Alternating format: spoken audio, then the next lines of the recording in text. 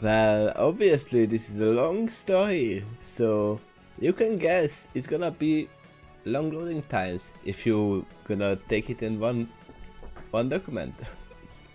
Hi, good morning.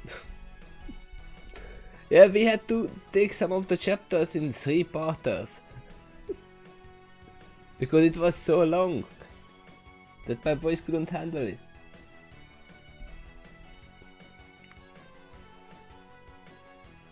Well, at least you figured out how to store it, didn't you?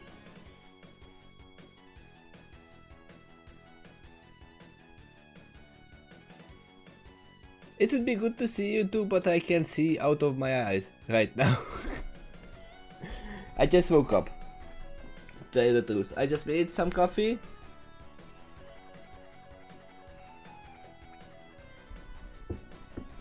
And I hope I can laugh it myself.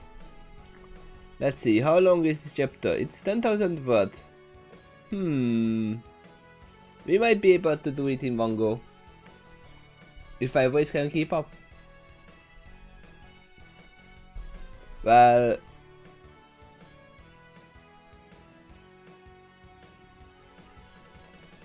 Oh, that's why you are making your story chapters shorter. Well, now we realize we have a lot of problems on our hands because Double Deer backstabbed the team. He stole the red crystal. And now Featherwing is useless. They have regained the crystal barrier. And nobody died. No pony died. Fangs disappeared. But we have to remember that this is from Featherwing's side of the story. So even if he doesn't know Fangs went, that doesn't mean he died. He might have just chosen not to tell her daughter what happened to Fangs.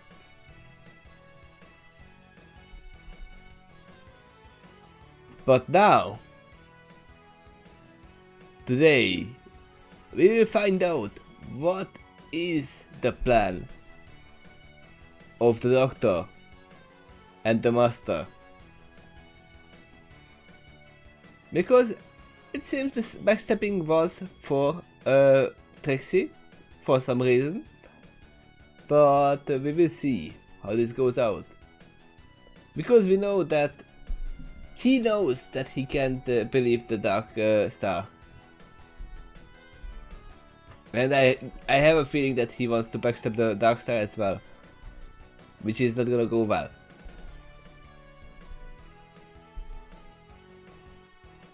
So are we ready to start chapter 24? Old Foes and the Crystal Carriage. Crystal Carriage.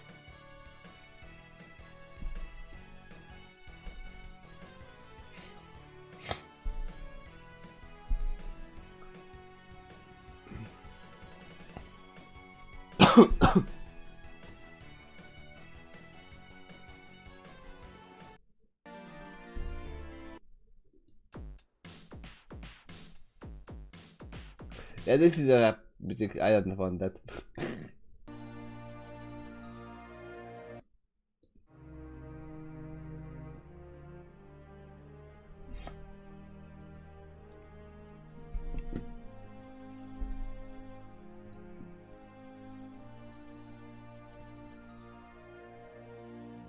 Drained of magic as I was, I had a difficult time regaining my consciousness. Fortunately for me, my friends had encountered this problem before and made them somewhat prepared for it. They were knowledgeable and resourceful, and especially fortuitous on that evening. The entire group moved themselves to the new crater caused by the satellite dust comet. They borrowed a little bit of its essence. Then Sakura and Mage Weatherbrook both worked together to concoct a potion which would help restore some of my magic once consumed. When that was done, my friends aided me in drinking it. At the same time, Flurryheart bathed me in warm rainbow light, resuscitated me with magic and restored my vitality. Both my parents also tried to heal me with their restoration magic. All of this combined effort restores much of my color in my coat, mane, tail, and eyes. Even my cutie mark faded back in a little bit. When I regained consciousness, my parents were the first to hug me because they wanted to, and they were close by. "Welcome back, son," Silvershine said warmly. "It's good to see you. It's good to see your color returning to you," Otto expressed in relief. "How do you feel?" "A bit tired," Featherwing reported, and smiled at them lovingly. "But also very grateful that I have such wonderful friends and family to aid me in my time of need." "Of course, son," Otto warmly said, and matter-of-factly. Warmly and matter-of-factly. "I will always be there to aid you, even if I can't be in your physical presence," Silvershine assured her son lovingly. She closed her eyes and gently guided her horn to touch her son's. A radiant silver light shone from her horn, which then got copied into her son's. Featherwind felt even stronger after that. "Hey there, buddy! Welcome back to the land of the ring!" Rainbow Dash said happily, while she flagged over them. "You missed an epic battle! It was so..." She had to get an intake of breath before she could resume. "Oh, awesome!"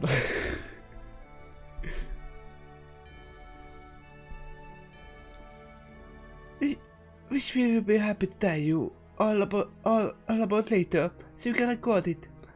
Broached Celestia's warm, but also authoritative voice. "For now, we were all hoping you can shed some light on the fate of Fluttershy and Carriage." The mention of Fluttershy made Featherwing's expression remorseful.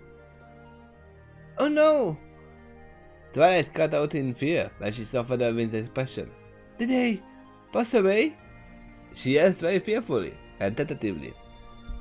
That would have been the easiest way out, but no.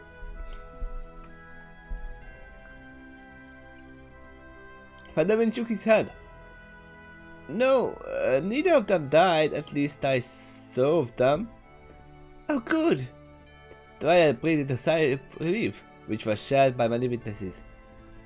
"Instead, Carriage betrayed us by whacking me on the back of my head, stole a red crystal, and somehow corrupted it. Then used it not to only steal my magic but also my talents. I know this because he used my special talents with the now black crystal. A moment later, he also stole my cloak." "What?" Twilight gasped. "But why would he do this? I thought he was on our side." That's what we also total copper," Spike put in, then added with a thumb to his chest. "Although, I always maintained my suspicion of him." When he added that last part, he sounded like he was bragging boldly. "The influences of the Dark Star may have a deleterious effect on the mind and soul of our dear friend Carriage. Some of you are terrorized, willing at first to give her old companion the benefit of the doubt." Wait, hold on!" Rainbow Dash called out, with several shakes of her head with each word "wait," she said, as well as wiping her forward hooves back and forth across the air. Both of these actions stopped when she went on the next sentence after "hold on." At a point she said, "Then still don't explain to us what happened to Fluttershy. You said she was not dead, and I'm willing to believe you on that point. In fact, I want to believe you," Rainbow Dash said as she gestured to her chest with a hoof. "But if she's still alive out there," she went her hoof outwardly, "then where exactly is she?" "Why don't we all give him a moment from our questions so he can properly explain himself?" Twilight suggested. "In fact, we should also back off a step and give him some space. Also, air." A working around Featherwind did exactly that. His mother offered him a hoof to help him raise to his own hooves, for which he thanked her, then looked at the crowd around him as he addressed them. Kachak is not the pony we thought. He has been playing cards for a very long time. I even suspect he was concocting an evil scheme all long before he met us, for he shared a long history with the doctor. Halloween looked at the doctor a little accusingly. In response, the doctor asked quizzically, "Whatever do you mean?" "He's played us like a fiddle from the very beginning," Featherwind announced. He's even outmaneuvered you, Doctor, all this time." "Are you sure about that?" "Come on!" Raymond cried out in frustration and worry. "Where is Fluttershy?" "He has her," Featherwind said to Rainbow Dash. Rainbow Dash gasped and made a horsey noise in the process. Her face also drew back sharply as her eyes grew tiny and her mouth hung open in a crooked way. Then she asked in fear, "Then you mean he pony-napped her?" "In a matter of speeding? But it's far worse than that." Featherwind regarded the doctor sharply to assess if what he was about to say next might sound familiar to the doctor. Carriage is a master of manipulator of the mind. His ability to psychoanalyze and manipulate others on even a self-conscious level is legendary. He does this because he enjoys controlling others. Featherwind narrowed his eyes at the doctor. "Is any of this sounding familiar, Doc?" "Can't think of it." Applejack brought up as she regarded the doctor. Inviting Carriage was specifically your idea. Most of the rest of us wanted each other because we are dear friends. But you picked Carriage yourself. Can't you tell us why? "It's been wondering that for years now," Trixie cried out in her nerves. "My father is so annoying, frustrating, and infuriating. Why did you invite him, Doctor? Were you actually trying to annoy his great and powerful daughter?" "Not at all, my great and powerful friend," Doctor told her in a friendly manner. That was just a coincidence. It was Starlight who suggested to invite you, who in turn was invited by many of her friends. But I handpicked your father personally for an entirely different reason." "We are listening," they said in annoyance. "I invited Carriage because he was the perfect pony for a job I had in mind," the Doctor explained. "His mind is almost as brilliant as my own, although a bit devious. Devious can be an advantage though, if you know how to apply it properly. I use it all the time to get the top of my enemies, and for this mission, I spared no effort. I did everything in my power, and then some, to help this mission become a success because I know what's at stake here. I would never allow something as menacing as this dark star to release all of your existences. Where, then, would I find my lovely companions to accompany me on my glorious adventures? You ponies are so adorable. I love you, and I have also vowed to protect you. Then, when I vow to protect something, a great deal of my enemies consider that to be a great deal, and for good reason. In Carriage's case, he's all a part of a brilliant scheme I have in mind." "I knew it. The Doctor knew it all along. And it was part of a plan. We are still in the game." "Then tell me, Doctor, was Fluttershy being watched and pulling up part of your brilliant scheme?" Featherwind confronted. Well..." Doctor got an uncomfortable, shifty-eyed expression. "These things have a tendency to work out for me in the end, I wager. Not all of my plans go off without a hitch. You of all ponies should know this. You have accompanied me for several years. About 4 years now, counting this timeline. You have seen what happens in my adventures. Life is too complicated to plan out every single detail, but I am confident I can handle it in the end." "Right, because you always win in the end. Right?" Featherwind drove a verbal dagger towards the Doctor's heart. This comment made the Doctor remorseful. "No, of course not. Not even my brilliant schemes of knowledge can best my enemies all the time. But you should know what that's like. I try my best, but sometimes things are so complicated you fail anyway. Because despite your best efforts, I have had my fair share of failings too. Given how long and how vagarious I have lived, I have accumulated quite a large bag of failures.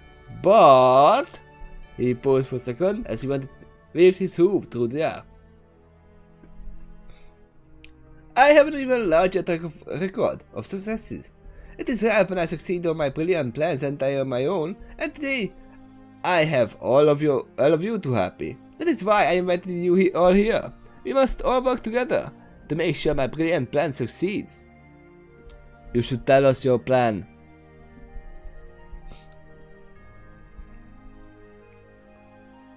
You keep saying that Kashak is a linchpin of your brilliant scheme, Featherwind reminded. Care to share with the rest of us how this is so? The doctor looked down in depression. No, unfortunately in this case I can't. While keeping the aim of his head down, he keeps upward at Featherwind above his head. Livestock can read your feelings like a vision here. It is, in its own way, a dark empath. He lifted his head up again while maintaining a fixed stare at Featherwind. Moreover, it can reflect your fears and desires right back at you, sometimes in crazy physical form. If I told all of you what my plan is for culture, then I also risk tipping that information to the enemy. For the sake of the success of this mission, I must remain silent about certain details. Please, you have to trust me. Have I ever let you down? Yeah, that makes a lot of sense that the Darkstar would act like a psychic paper in this mission, if they knew all the plans.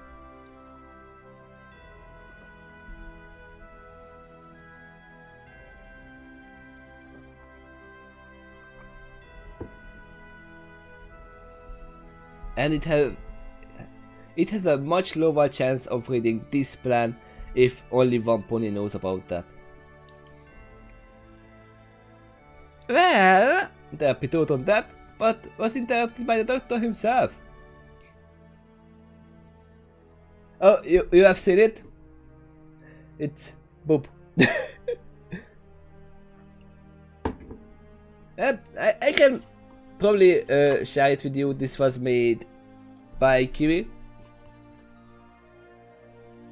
And yeah, this is the calling card that was for the OC that I had. It's right behind me right there. It's a little clay figure.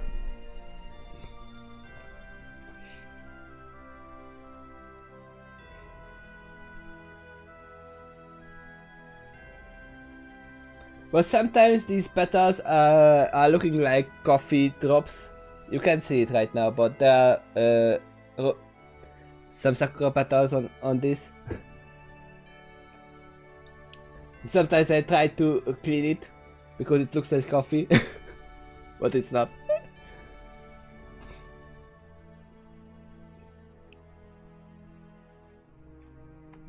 But yeah, just a second while we are at the thing.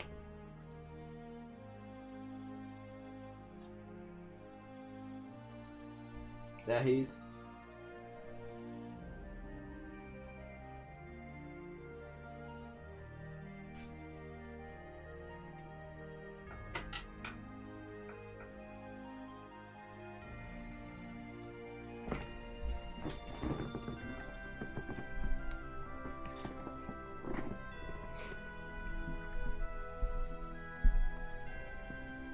I don't know if Kiffy still does clay figures or not.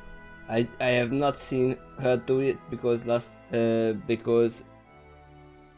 yeah, since then she moved away from her last home. But she still does stream on Twitch, but not all the time.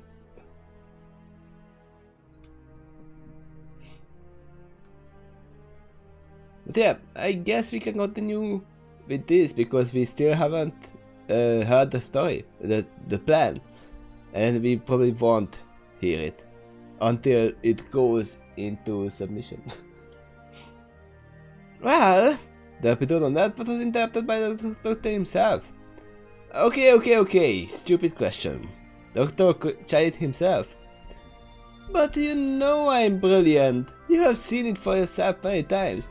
And I have also helped all of you in one way or another. He gestured to every creature around him, as he also swept his gaze across them. I have been in all kinds of times and places. In those adventures, I have faced many adversaries, like this one, who tried to do something awful to either you or your ancestors, and I have stopped it. He stomped a hoof. Oh, I will stop it. As soon as I tested to quite a while ago, I will also have adventures as my future self, and no matter what face I wear, I promise you, I will always protect you. As long as I live, the doctor will be by your side, and I will save you all. That's what I will always do, even if I never get noticed or credited for it. That's not true, because if it's a set thing in the time, even the doctor can change it.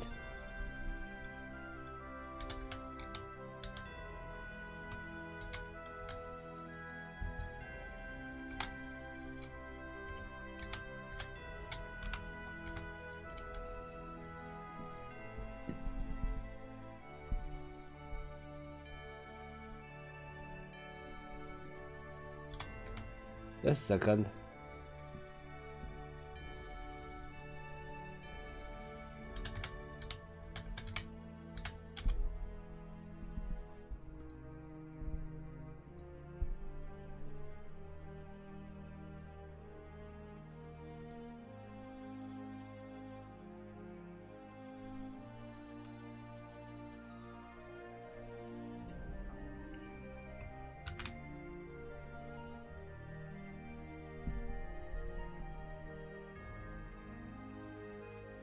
I can, but people don't like that.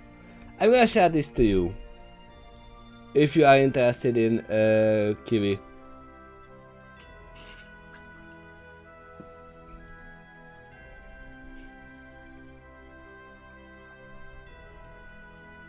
There was one episode where he saved a person that meant to die, and he committed suicide to protect the timeline.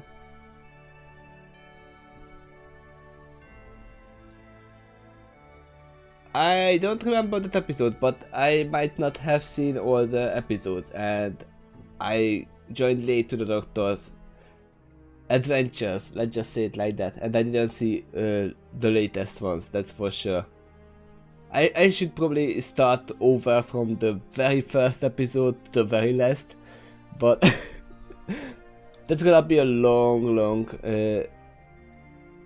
watching session later on.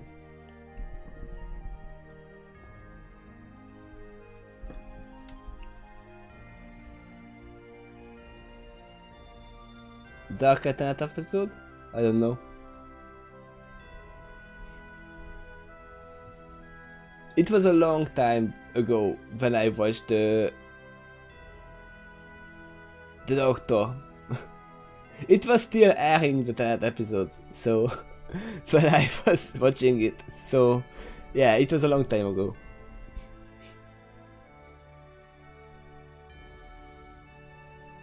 It's a good show anyway. Yep, that's true.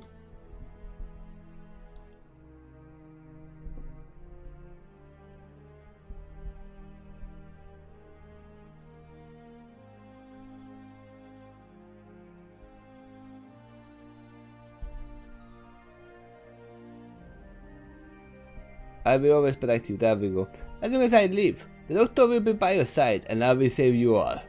That is what I always do, even if I never get noticed or credited for it. No. Wait, well, okay, let's start up from here because I forgot where we were. Okay, stupid question. The doctor tried it himself, but you know I'm brilliant. You have seen it for yourself many times, and I have also helped you, all of you, in one way or another. He just a every creature around him. Have you finished it?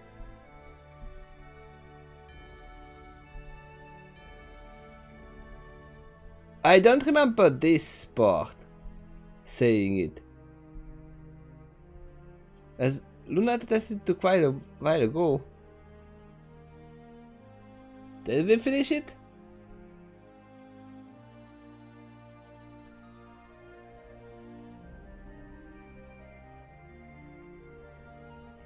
Okay, I believe you. I read it for myself then. To remember it.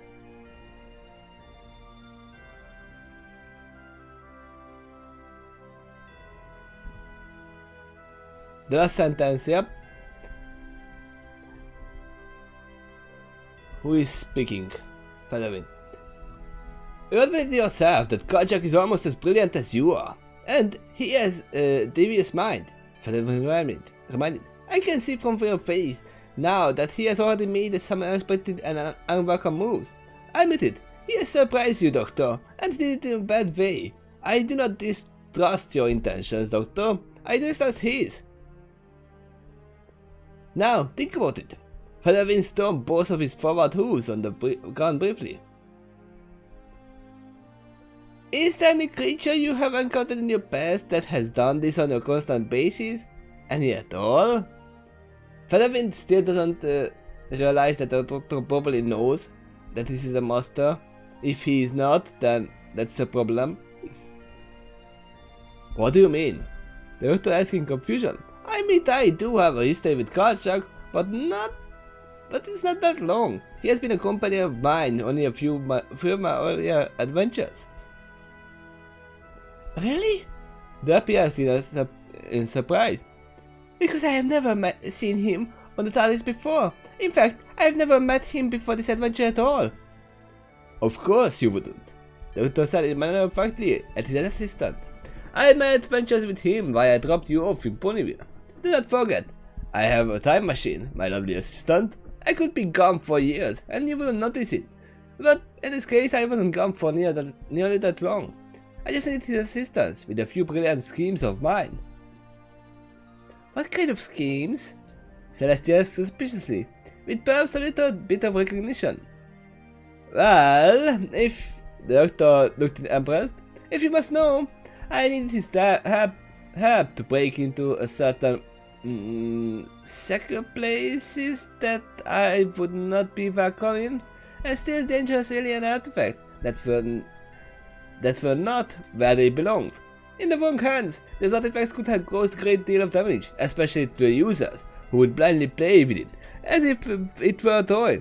I've encountered enough civilizations to know what tends to happen eventually, when alien artifacts are used in civilization that is behind the technological level of the artifacts. Yeah, that reminds me of the World War episode when they tried to use a broken Dalek. The humans tried to use it. I remember that episode. That is one episode I remember.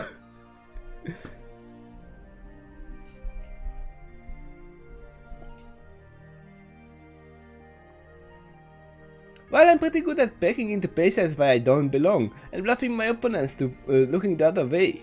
Carriage was even better at it, and I did not leave that mission a chance.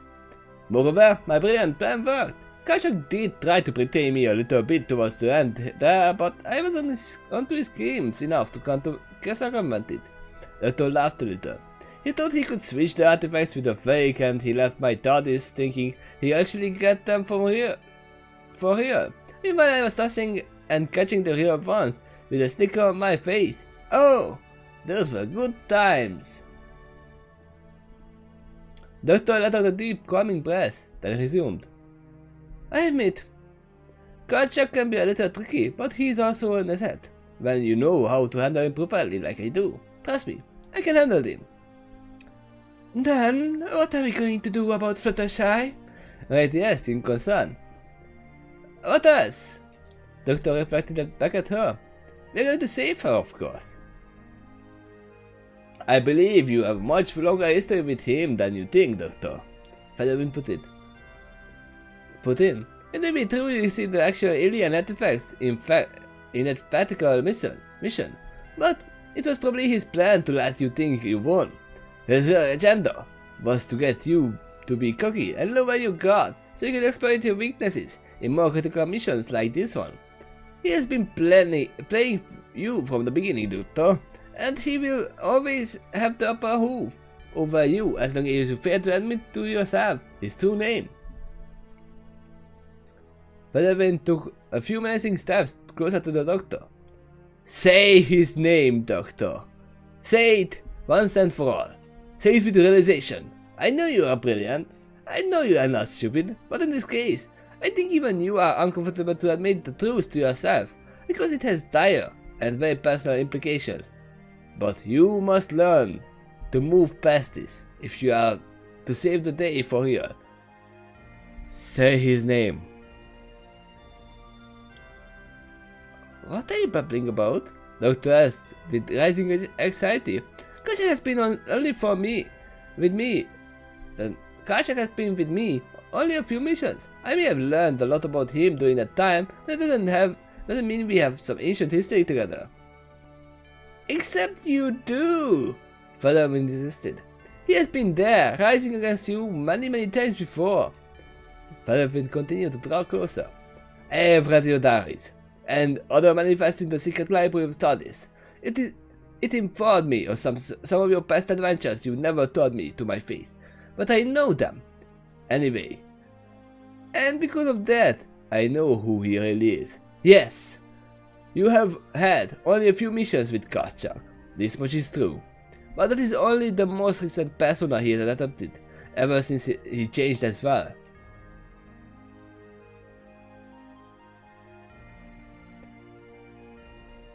He also goes by another far more ancient name. Say his name, Doctor. I do hope Featherwind is just mistaken. It would portraying the Doctor as an idiot. Or the Doctor is just not telling it. He might have been doing this on purpose as well. But I theorize as well that the car dealer is actually the card shark is actually just playing him so badly, Featherwind so badly, that makes him think that he is the master, but he is not. He can be not. Especially if Featherwind read the secret library in the TARDIS. The diaries. That must mean Carriage can read it as well. Because we have seen that Carriage is much more genius than Featherwind himself. He would probably definitely find the secret diary while the Doctor is searching for the artifacts.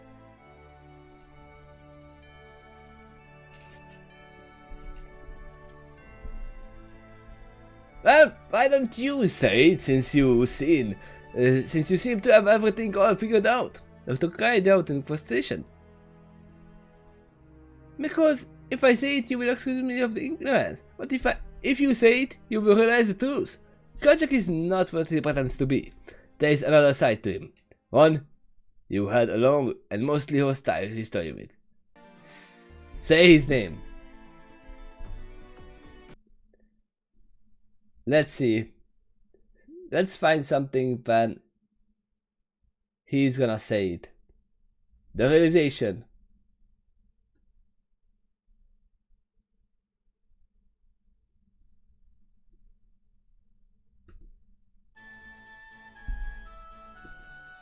That's way too happy for that.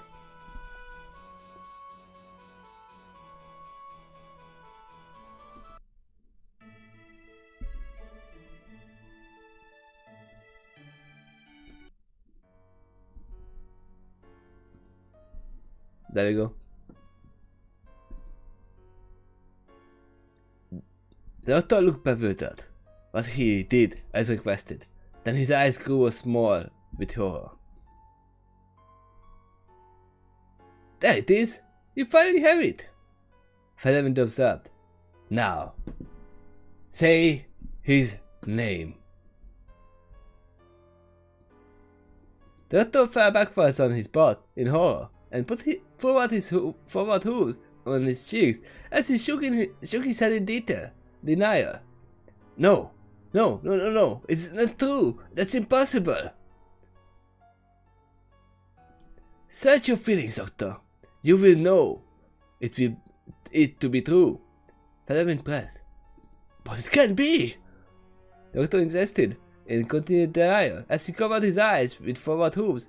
I am the lost of my kind. He couldn't possibly be here. Who couldn't possibly be here? Featherwind slightly asked. Him! It's just not possible. Not in the pony universe. This universe is way too innocent and adorable to have room for a villain like that. There is just no way it would permit it. But you got here. Featherwind countered. Why deny his existence, given the evidence? It can't be. It just can't. Doctor buried his entire face in hooves and continuously shook his head in denial and fear. There is no way he can possibly be here too. You have to move past this hurdle to save the day, Doctor. You continue denial.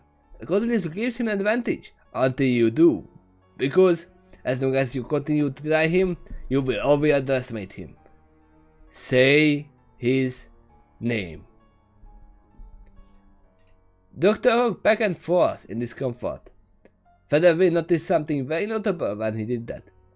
He kept tapping his eyes 4 times in rapid succession, and he did it repeatedly.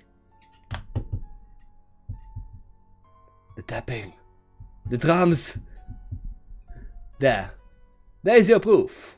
Featherwind pointed out. What are you talking about now? The Doctor asked in irritation as he lowered his hooves and looked at Featherwind. 4 taps, in rapid succession, 4 drum beats, over and over again. It used to be in his head too, but now it seems he's passed it into yours like a mental infection. 4 drum beats, over and over again, ceaselessly, never stopping. The mezzanine drum beats. The Doctor looked at his hooves, not even realizing he had done that a moment ago. I have seen you do that since the first day I met you, Doctor. Featherwind added. This means he has been inside your head before I even met you. That was years ago. His plan right now may have been years in the making, and he played you for a fool this whole time. He will continue to do so until you choose to put a stop to it. Say his name. No, it can't. I can't. The Doctor closed his eyes, resumed rocking and kept tapping his eyes 4 times over and over again. I just can't. If I accept his existence, he may actually be here. That's too terrible to accept. Well, let's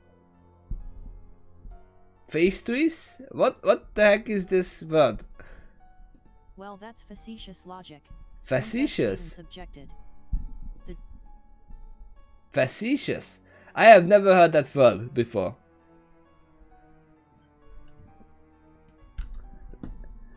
The word of the day, right?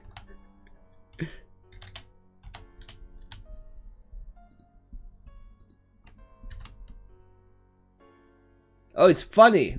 Okay.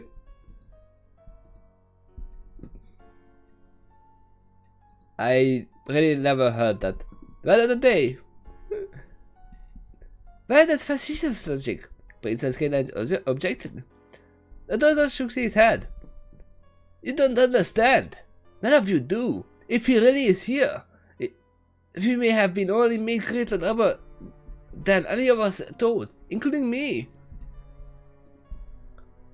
But you have beaten him before. Featherwind reminded as he leaned his head forward. Many times, in fact. But he didn't do it before by denying his existence. You can only plan around an opponent you are aware of. And it's time you woke up and realized the truth. Say his name. Featherwind immediately demanded. Doctor shivered. Therapy moved to comfort him, putting a hoof around him. He continued to shiver until finally expired a long breath and quietly spoke of his forbidden name, too softly for any creature to hear, other than Vision. What was that? Featherwind lifted a hoof behind his ear and aimed it at the doctor. Could you repeat that? We couldn't hear you. I heard him, Vision reported. He really did say it, finally. Well, of course you have. Featherwind said to her while lowering his hoof again. You have senses beyond the rest of us, but I want him to repeat it loudly and more confidently. Featherwind looked back at the doctor again. Now, what was it you said? The master. Dr. Painful admitted, his voice quivering as he did so, then pressed his hooves hard into his face. Great freaking stallions! If it's really him, I have a long way to go to catch up before I can save the day this time. Indeed. Featherwind lifted his head straight. In fact, it may be too late for you already, but at least you have taken the first step to recovery. Honestly, it's an element in harmony. I will tip my hat to that. Applejack agreed, then did precisely what she said she would do. Okay, somebody needs to fill me in, Rainbow Dash requested. Who or what is the master? She asked with sarcastic sneer and rolling her eyes. Jeez, and they say I have a huge ego. Yep, we can all agree that the master has a much better ego than the master. Doctor sighed with dread as he placed his forward hooves in the knees. On his knees, sorry.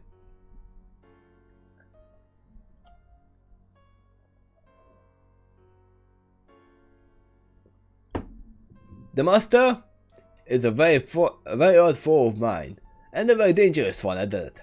Because he, too, is a Time Lord, and he is one of the bad ones.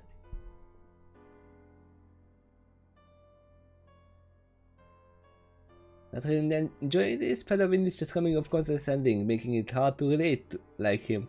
Yeah, he has changed, but remember, Dice, we are in the middle of the Dark Star's influence. Even though you have the Crystal Heart, they were still outside for quite a while. Featherwind for more times. While he was out, he was still given out to the Dark Star's influence. It might have been brushed off on him. At least that's what I think at this moment. That's why he is so arrogant at this point. And maybe this arrogance is making the doctor realize, which he should have been realized at this point much earlier.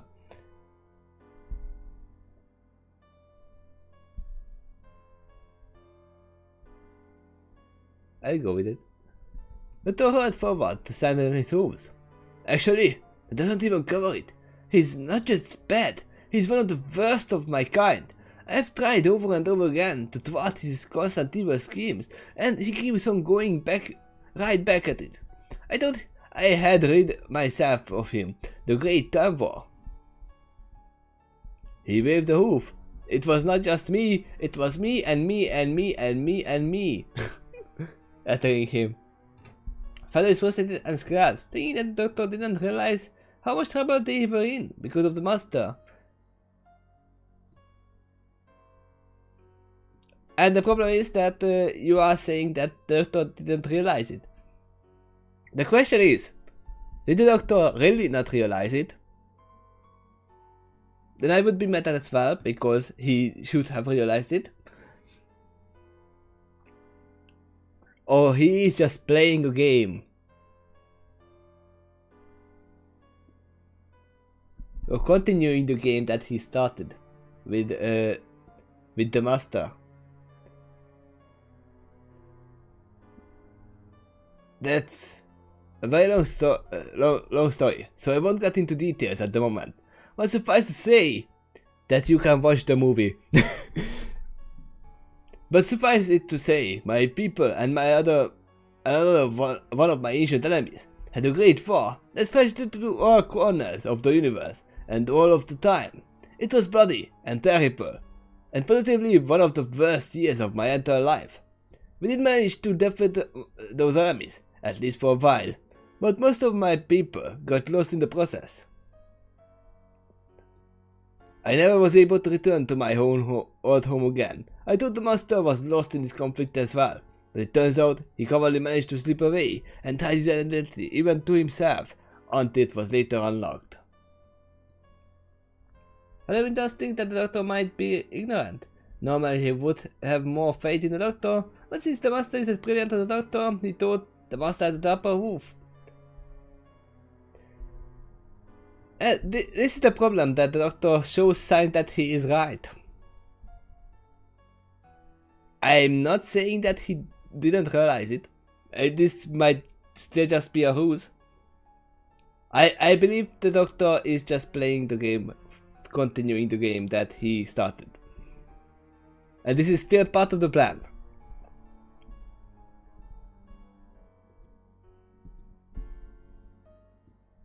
And I hope that's the thing.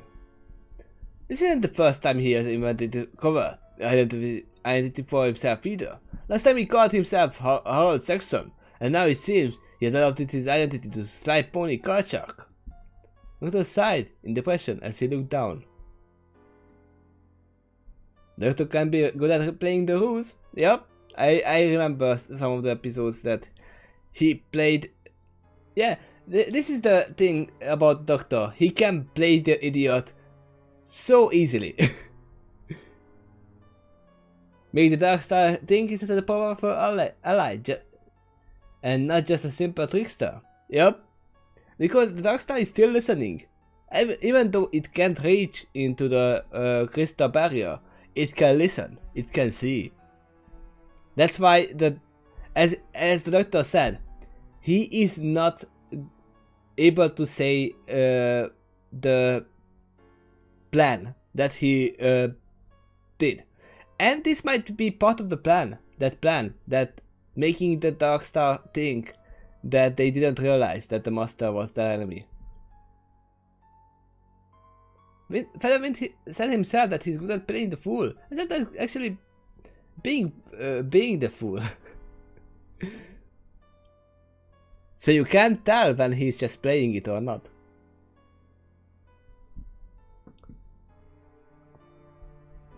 I really did not want to believe he could be drawn into the Pony universe as well. This place is just so colorful and innocent compared to where I came from. I guess I just wanted to believe a villain like him would be unable to follow me here. Yeah, this is one thing that we would all really realize. Some ponies are not from this area. Why? Because they know what iron is. You know, some of the ponies who learned what iron is: Twilight, Starlight, Trixie, and Karchak.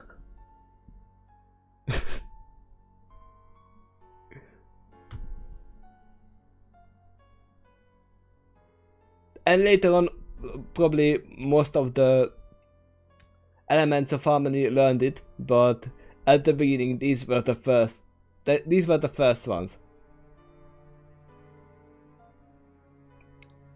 So we have to keep an eye on them, right?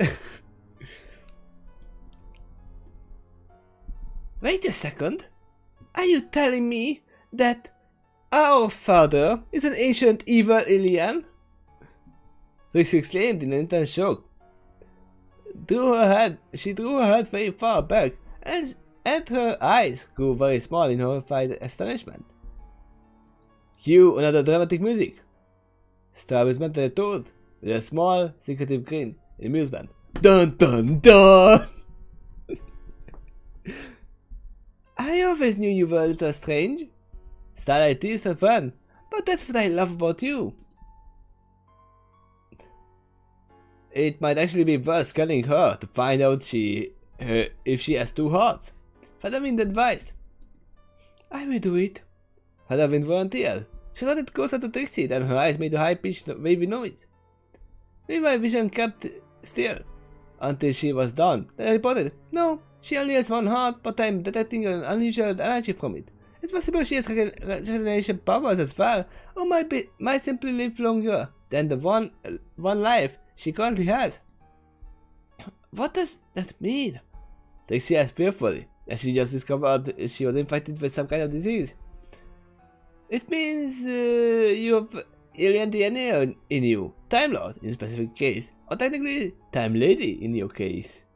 Vision reported. Oh, it was Vision. What? This is Cage. You mean I have icky, yuck, DL, whatever in me? You girls, how did we get it out? Takeshy doesn't know what DNA is. Huh. Vision looked at Trixie's general direction dryly. You can't. It's been part of you ever since you were born. Trixie tapped her forehead just below her horn with a hoof, then looked nearly entirely straight up. Thanks a lot, Dad. Yet another thing you have cursed my life with. You're really laying it on thick with your precious daughter here. Don't worry, Trixie, Doug said in a friendly tone. Regardless of the circumstances of your birth, I will still be your friend. Actually, your presence here might be more fortuitous, Featherwind mentioned. Contrary to what I've read about the master, he actually seems to care for you a great deal, far more than I originally expected. No, he doesn't. Trixie denied, in irritation, looking back at Featherwind. My father has been the bane of my existence my whole life. He cheated my mother many times. She looked kind of wise as she said a lot more calmly. Although, technically, they were never married, so I guess he was actually cheating on other husbands sometimes. Even if they are not married, cheating is cheating. Trixie looked back at Featherwind with irritation again. But that's no excuse. He has always been a bad role model for me my entire life, and I hate him for it. The master is a master of manipulative psychology. Why hasn't he tried that hard to corrupt you? Featherwind pointed out. He didn't hold back against Fluttershy. She took her off with him willingly, sort of. My point is, he could have tried just as hard against you, but he chose not to. Also, when I comforted him about that, just before he took off, I seem to have struck a very sensitive nerve in him. He may be a master liar, but once I could tell he was not holding back. As unlikely it sounds, he actually does care for you a great deal, and he even claims he's doing all this for your sake. What the agenda is? What that agenda is ultimately not likely be good, but for once, his intentions are pure, at least, when it comes to you. Actually, now that we think about, if this is true, we are still putting the if in the beginning. It still can be just Karshak playing the doctor and everyone. But if this is true, then we have actually found out why Trixie is this egoistic, right? It's in her DNA that she has to be great and powerful because she is the daughter of the master.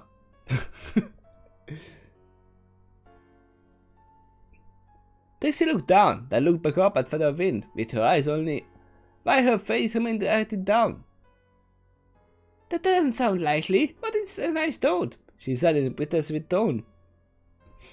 But I am the one that invited you, not him, Silas reminded her friend. That means this is the fact he wasn't counting on.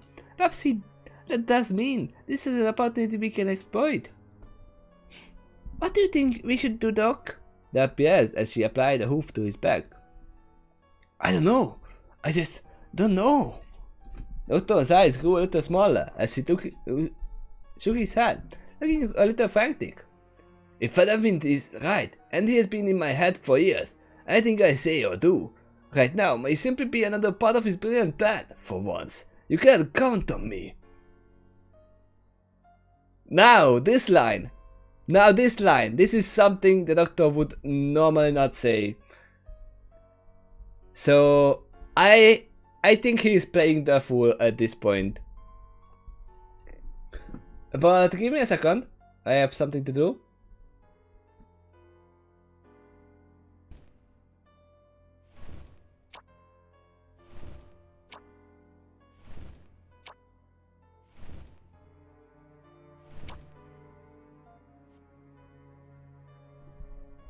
Okay, that was the one thing I needed to.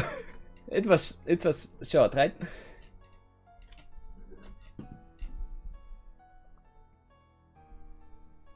But again, as I'm saying, this is part of the plan.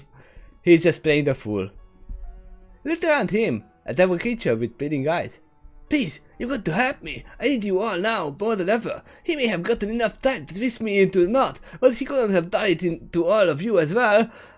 Anything you say or do might be an element he did not count on. Reading your thoughts was the entire reason we have agreed to join you in your quest, Doctor. Luna said, of course we will help you. If Osta took Fluttershy, he must be working for the Dark Star. Starlight figured as she rubbed the bottom of her chin with her right hoof, and she had slight squint in her eyes with a thoughtful pose. Without her, we cannot complete the chain of elements of harmony, the greatest weapon we brought with us. The Master knew this, and he pointed up one of the elements to keep us from completing our greatest trump card. But why? What does he gain by hiding the last star? Starlight regarded the Doctor. What was his agenda before? What did he always try to accomplish with his previous evil schemes? Please, do not ask me that question or anything about him. The Doctor objected as he raised the hoof. I cannot be certain if he has or hasn't modified my memories of him. If he's managed to get inside my head, then there is no telling what he has altered. I think I can sort it out at my own time, but for now, I suggest you ask Featherwind there. The Doctor regarded the small pony. He studied my earlier adventures, and I doubt the Master went out of his way to utter every single book that Featherwind encountered in the hidden library. There is no reason to suspect that the Master ever found that library in the first place. No, I think he did. The only reason Featherwind did was because he was guided by Vision, and she was guided by the empathic impressions of the TARDIS. Vision, however, can't read because she is blind. Not even the implants I gave her could change that. So, only Featherwind here knows the truth. The Doctor looked at Featherwind. Go on, my friend. Tell us all you know about him. There was a bit of dull look on Featherwind's eyes as he said, his agenda is so cliché for a villain. He could stick in for a false puppet show, and it would still be believable, but he also shows his methods in the same show.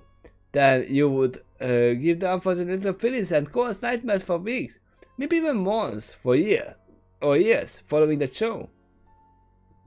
Which would pile up my work, I would wager. Luna said it under her breath. But his basic agenda is very simple. Featherwind went on. He wants to control everything. That is what his name implies, and that is what he does.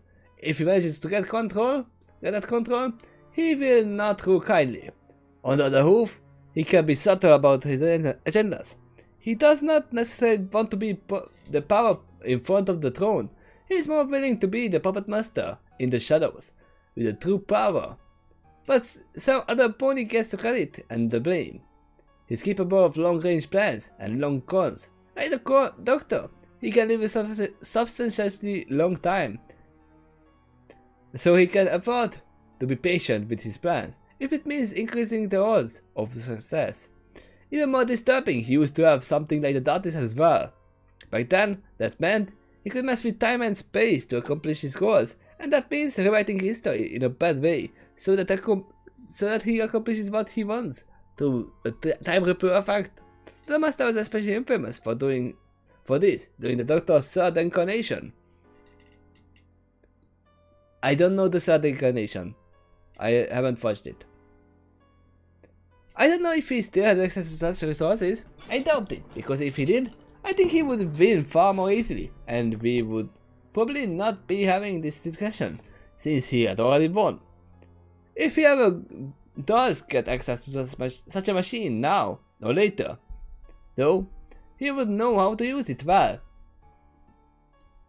I mean, he could have just turned back at this point, right now, leaving us to the infection of the Dark Star and steal the TARDIS. But the TARDIS is locked, while the Doctor is not there, so that wouldn't have happened. And see, oh, it's Celestial. And since he's also Time Lord, that means he can also regenerate. Celestial. Who knows how many times he has already done that since crossing over from your universe, Doctor. She already did the Doctor. Unless he didn't cross over and he was always native to this universe. We can't rule out that possibility yet either. What do you mean by regenerate? Takeshy asked Celestial fearfully, fearing that this condition was contagious. It means the Time Lord race can recover from fatal wounds. Vision informed. However, there is a price for this benefit. In exchange for healing healing them from fatal wounds, they undergo a permanent change that alters their psychology and their alters their physiology and their psychology. Those two words are so easy to miss, basically. They look so similar. They basically became a brand new pony, or perhaps even appear to be another race entirely. But then they always remain a Time Lord, late or lady, regardless of their outward appearance. For instance, they always have two hearts, regardless of their outward form.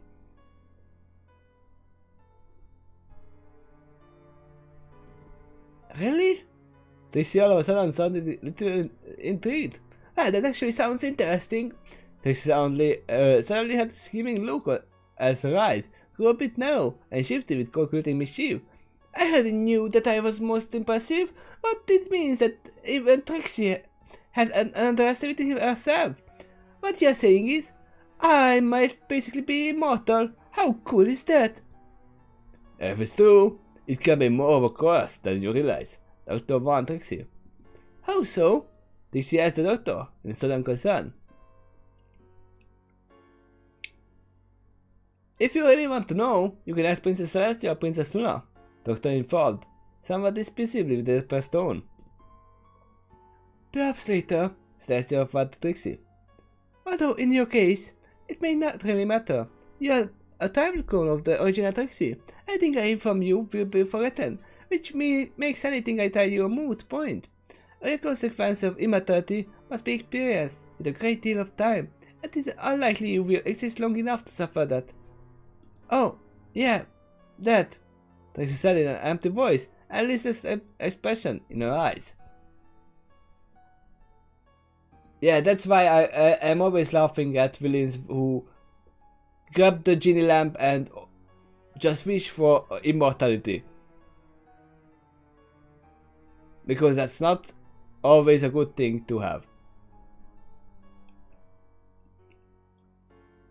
Rainbow groaned in frustration as she pulled her face down with two wolves.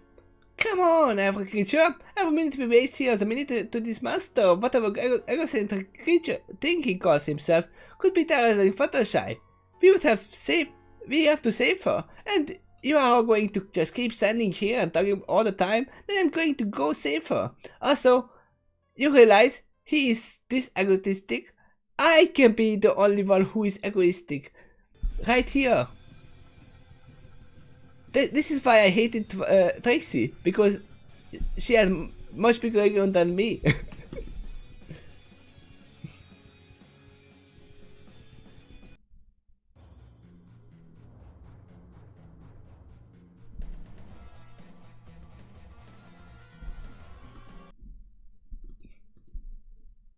That is actually something I thought as well.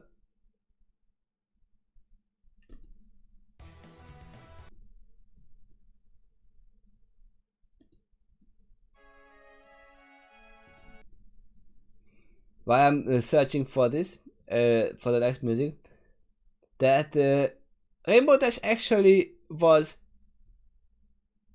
a little bit envious of Trixie of her ego. That is why she attacked her at the first place. This is why every pony was like, oh yeah, Trixie is just a bad magician, blah blah blah.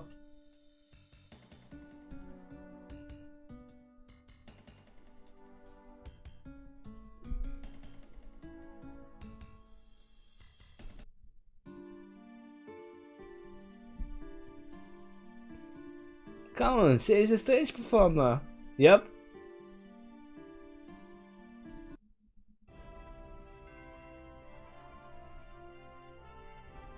There's so many music and none of this fits at this point.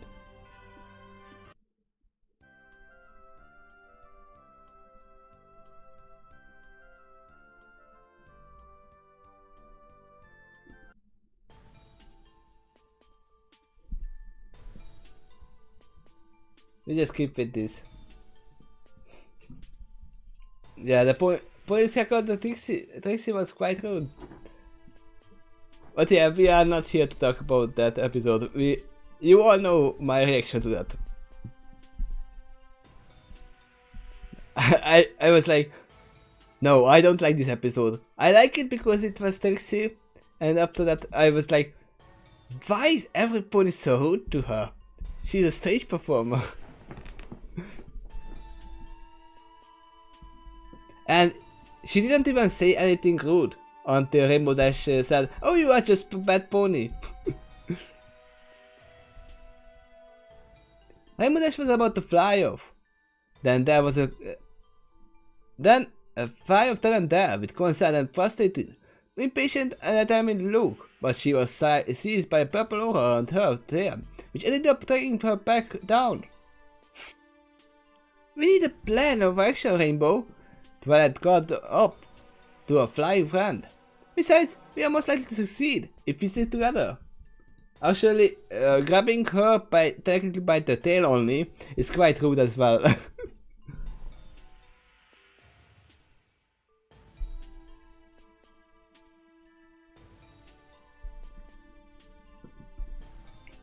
But Fluttershy is counting on us there, Twilight. Rainbow Dash cried back. In so much concern, she was nearly hysterical. She must be so scared, and she is my friend. I would not be the element that I am if I'm just abandoned her to her fate. Are you the element of what again?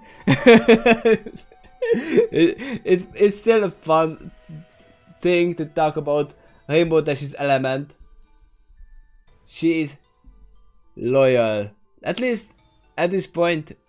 Yeah, I guess in your story she is the most loyal. This is the most loyal thing she has ever said in the story.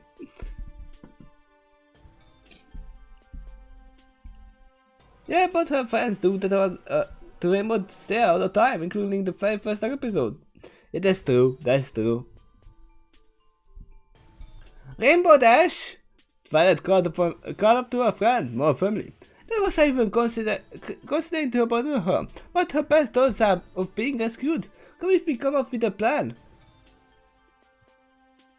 You just heard here that she's being held captive by an alien being with very advanced and sinister intelligence. I guarantee you that he has a plan, and you will be falling right into his trap if you let your emotions get the best of you. We need to stick together on this, for Fluttershy's sake.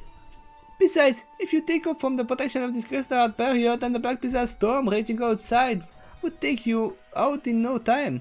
Not to mention everything else waiting for you out there. You've seen that for yourself not too long ago.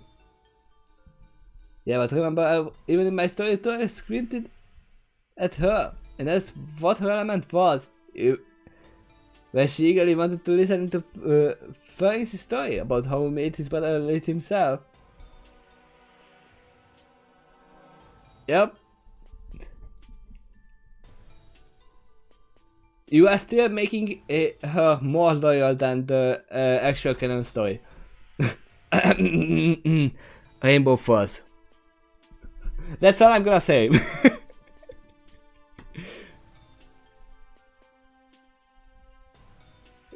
That's an episode we don't remember. Rainbow Dash flew a bit lower as she relented a little. So, what are we going to do? She asked anxiously.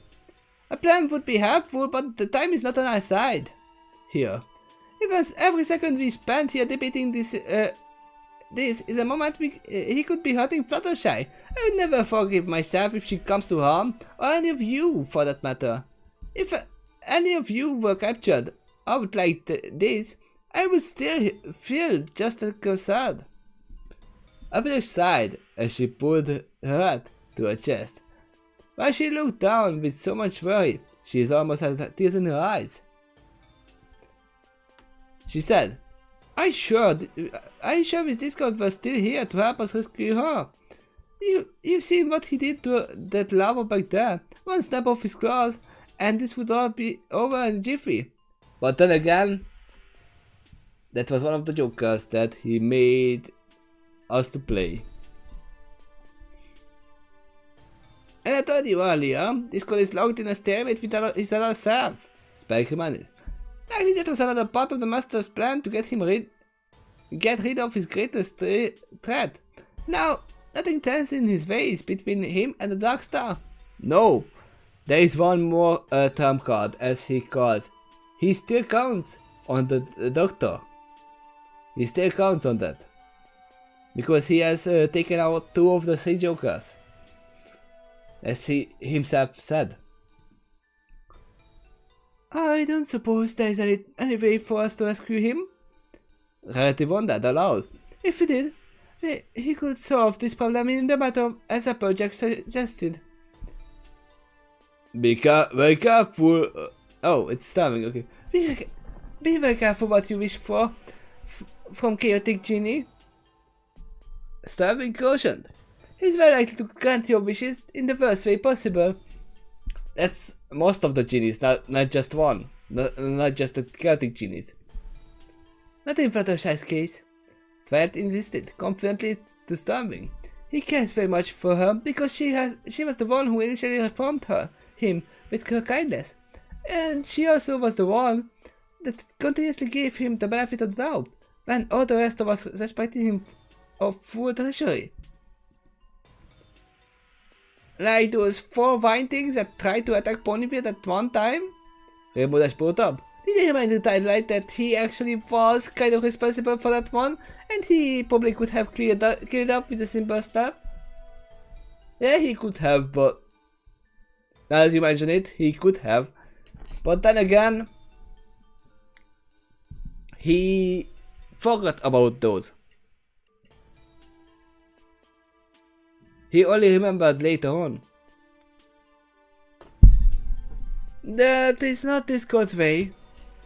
Celestia informed with a low wave of hoof. He may not seem like it at first, but Discord is also trying to mentor and friend in his own way. If he can solve your problems too easily, then none of you learn a lesson. If he does your job for you. While your faith in him has been very shaky at times, he demonstrated a lot of trust in you by helping you to solve your own problems. Sure, that's what he is doing. No, he's just having fun, Celestia, I'm sorry. Well, Discord is not here anyway, so this discussion is a moot point, Starlight said in the moderate position. To rescue him, we would have to take care of the Dark Star first, the very thing that created the shadowy copy, which is keeping him at bay. And we can't take out the Dark Star without Fluttershy, so... She sighed, then went on. At least our next objective is clear. We need to rescue Fluttershy, and to do that, we have to rescue her from the clutches of what basically amounts to ancient evil genius. Syed squinted her eyes dryly. It's honestly kind of annoying how often these kinds of things happen to us. Yeah, it often happens to you.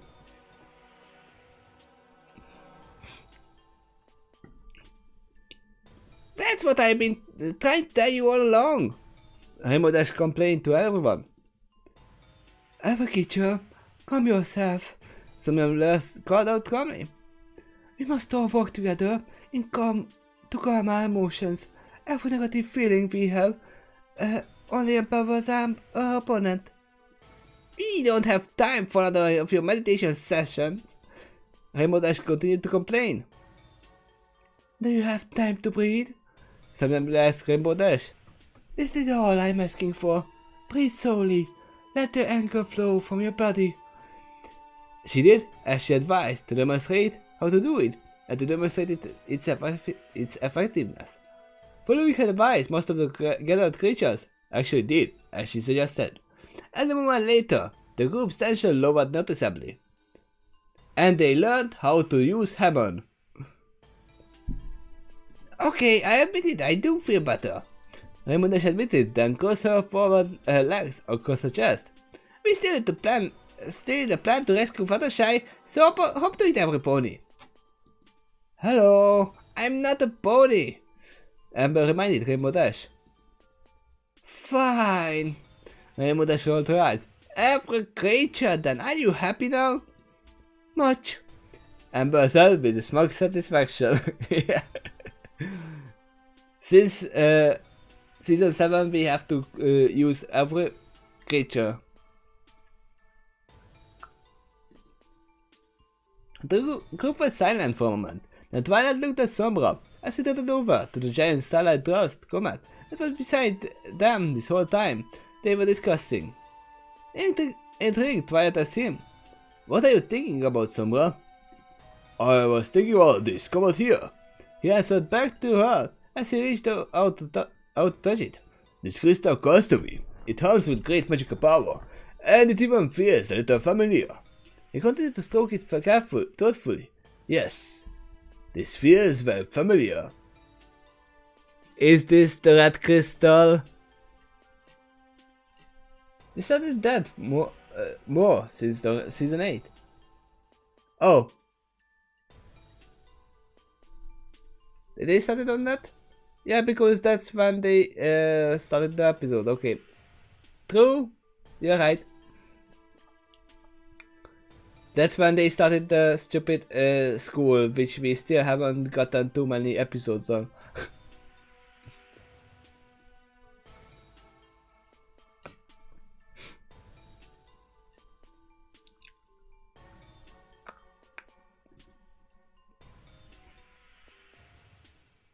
They said it's more every creature since the opening of the school. Yep, that's true. This is Starlight Dust Comet, Twilight informed, as her interest continued to grow. She was hoping that Sombra was starting to come up with a plan. One of many. These things reigned upon this planet for centuries, I've been told. Maybe many millennia. Its original source is said to come from a dying magical base star in this timeline known as the Twilight Star. So, named for being the brightest star visible in the sky as twilight. It is also said that it's a sentient star that is sending those comets in the hopes of enchanting another world with the loss of its dying essence. I'm curious. Twilight turned to face him fully before resuming speaking. In what way is this energy familiar to you? Where do you have encountered it before? Someone lowered his hoof, and he said as he closed his eyes and thought back, and eventually answered, "The Crystal Empire." I'm so glad one of us finally said it. Princess Cadence explained in relief. The thought has been nagging me for quite a while as well, but I was not certain enough to say anything aloud. So you've heard it too? Shinigami asked his wife. She responded only by rubbing herself against his body and lightly touching her arm, lovingly.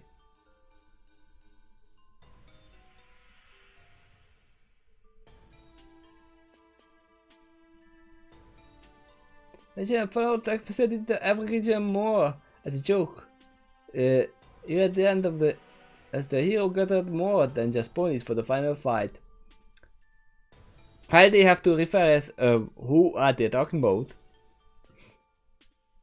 You don't suppose that this is the very same crystal that will be used to forge the Empire far into the future, do you? Rarity asked with rising fascination. She also looked at her magical gem bracelet she wore on her right forward leg. This thing has also been humming ever since we drew near it. I'm sure if I'm on with my horn for jams, it would be ringing like crazy next to this thing. Why this giant comet looks simply divine. Based on what Twilight just told me, it's actually possible. Someone informed. He spun about to guard the group that was originally behind him. Consider where we are. This is the frozen north, and the giant starlight dust comet is summoned here when a bunch of us unicorns combine our magic to call upon this thing. I think it heard us, and that was their call. This crystal is a gift from dying Twilight Star. I think it was delivered to us in hopes that we might use it to save the world from destruction. Also, the reason this particular piece is so big is because it didn't burn up in the atmosphere. We summoned it through a magic portal, and that gave it a shortcut to the surface of our planet. But darling, how can we use it? Rat inquired. It's just so big. We couldn't possibly fit that entire thing in the Vision's dimension saddlebags. Actually, we can. The doctor countered. Then added, but we would have to put it in there one tiny piece at a time. Yes, exactly. That would take us years, darling. Ratty said. Actually, I have another idea. Someone said as he looked over his left shoulder, back at his giant comet. This comet hums with magic. Whatever we need it to be, it has the energy to accomplish. He turned around and faced the comet fully again. It just so happens that I am expert with crystal magic. I am a crystal sage after all. I have studied phenomena like this all my life, but I have encountered a crystal this large and this pure with magic only once before. It was used to establish the foundation for the Crystal Empire. Moreover, we brought the Crystal Heart along with us. He glanced back at very hard. This just may be the key to help save our world. I don't think it's a coincidence that it showed up in our hour of need, and it helped us defeat Fang once and for all.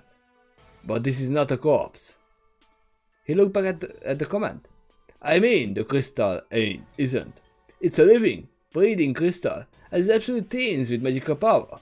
Considering our current resources, I think it would be very foolish for us to trot away and ignore this remarkable gift we have on our hooves right now. Then, what exactly are you suggesting we do with it? Twilight asked curiously as she drew closer.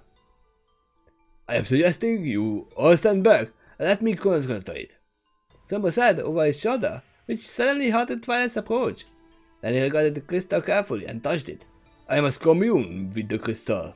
Please give me a moment. Someone closed his eyes and concentrated for a while. After a while, his horn started to glow red, then glowed brighter and brighter.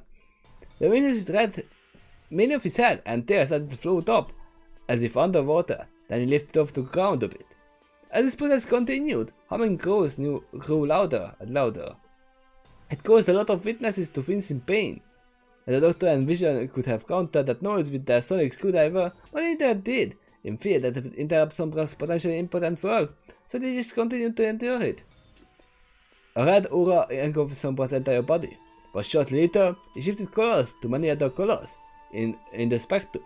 It kept shifting over and over again. As the process continued, the colors shifted faster and faster. This was a great deal of magic he was channeling, far more than he should be capable of in this body. It was obvious he was tapping into the magic of the crystal. Then, a remarkable transformation happened. The giant comet grew inward and then morphed its shape. It expanded into a long oval shape about 2 stories tall. A crystal grew beneath it at 4 points, which shaped themselves into what it looked like an inwardly bent horse's legs that rested against the ground. Then 4 bars grew horizontally underneath those horse legs, 2 under each pair of legs. At the end of those bars, a giant crystal wheel grew. Then to the side of the oval shape, a giant pair of crystal wings emerged, then spread themselves directly up. The tail grew at the back, near where Sombra touched, that appeared to be made of shimmering prismatic rainbow. Then finally, at the forward at this crystal, a horse had emerged and lifted its head forward. A horn grew from its forehead.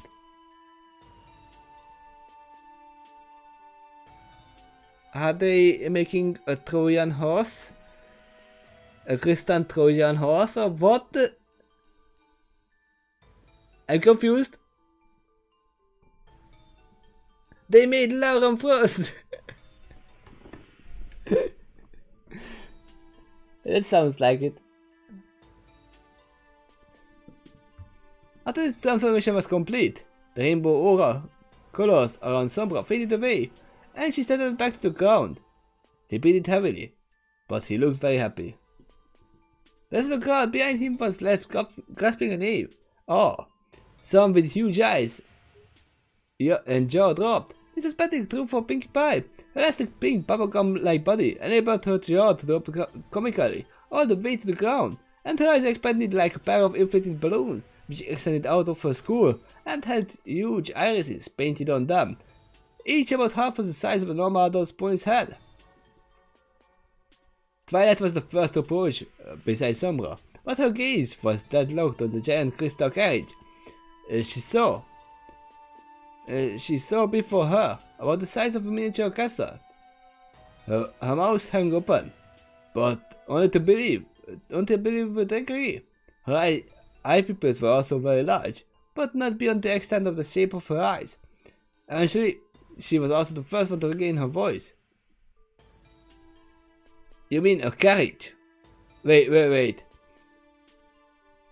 When you said carriage, I thought it was gonna be something they pull, not something that looks like them, and also moving on its own. This is amazing, Sombra. She suddenly grasped in awe. Then her eyes narrowed a bit. Also a bit familiar. This energy feels like the same as me, as my crystal treehouse castle. Which is grown directly from the Tree of Harmony. Star said as he approached. The castle is connected to the Tree of Harmony, and this giant carriage I see before me might be a distant relative to the seeds we planted long time ago, which eventually grow into the Tree of Harmony. All of us are connected to this crystal. Sombra informed and sounded a little winded as he spoke. Its magic is what saturated the earth, and from the earth, life did grow, which we consumed, and it became part of us and our ancestors. All of us has the spark of magic that came from crystals like this, the original source of magic, so of course it's going to feel familiar to us. It is the Crystal Empire, and this is the Crystal Heart, it is the Crystal Treehouse, and the Tree of Harmony. It is all these things, and it is also us. The crystal responds to the will of our hearts, which are used to shape this. He waved his hoop before him. Behold!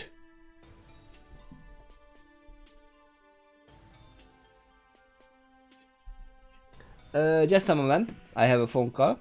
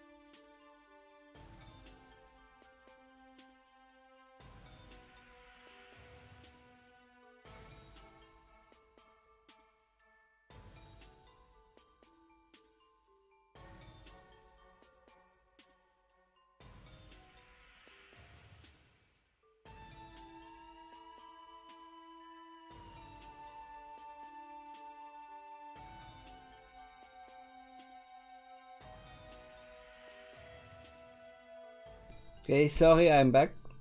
I had a phone call, I had to take it.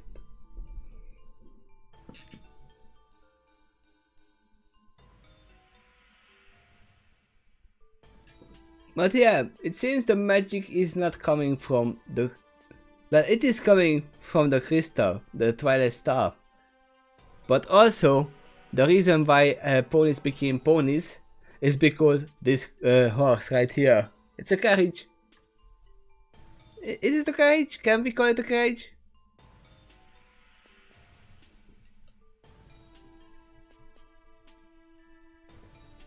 I don't think Quill took it as a joke. The prismatic rainbow tail of the giant crystal carriage lowered to the ground, so it could be used as a platform to the top. After that happened, he'll cover his shoulder at very hard. Your Majesty, it is especially important that you join me. I have something else to show you inside this carriage. Something I think you are all going to enjoy. It might be of vital importance. Yes, oh, of course. Freya acknowledged as she fought to thaw her stunned mind. She trotted forward to enter the carriage. Every other creature around her gathered to do the same. Wow, I wish I could see it, Starby said in amazement. Actually, Starbeast could have seen it if Featherwing chose to do illustration. Basically, he can make a vision for Starbeast, can't he? He's a magical unicorn for sake. For Celestia's sake. He can do illusions. It's not the easiest magic, but he is a great unicorn. We all got inside the giant crystal cage, myself included. It turned out the entrance was at the top of it, and we had to trot down another trotway that was inside of it. It had very roomy oval interior that felt quite spacious. Also, it probably has bigger on the inside technology.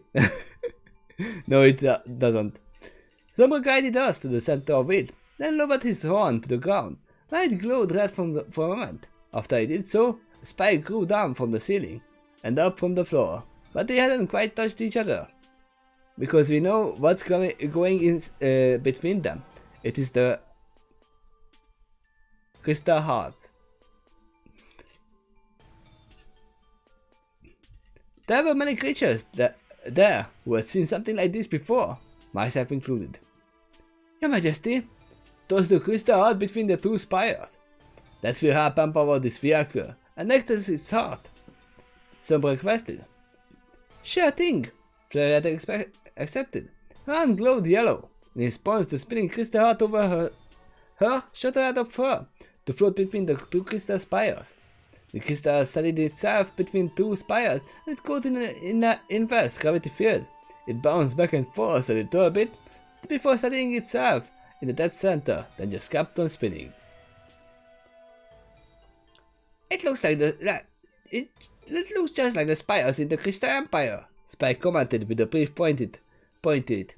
Obviously, because it is the Crystal Empire, we know that later on. That is intentional. Some were informed as he started towards the spires dimensionally around it. I created these spires to serve as the same purpose that it does in the Crystal Empire. And just like the Crystal Empire, you will notice this is the centerpiece of this entire contraption. The placement is also intentional, so that the energy flow could flow evenly to every space of the carriage and back towards it. As an artist, he is primarily a poet. That's true, but you can just make your memories show what you are imagining as a vision.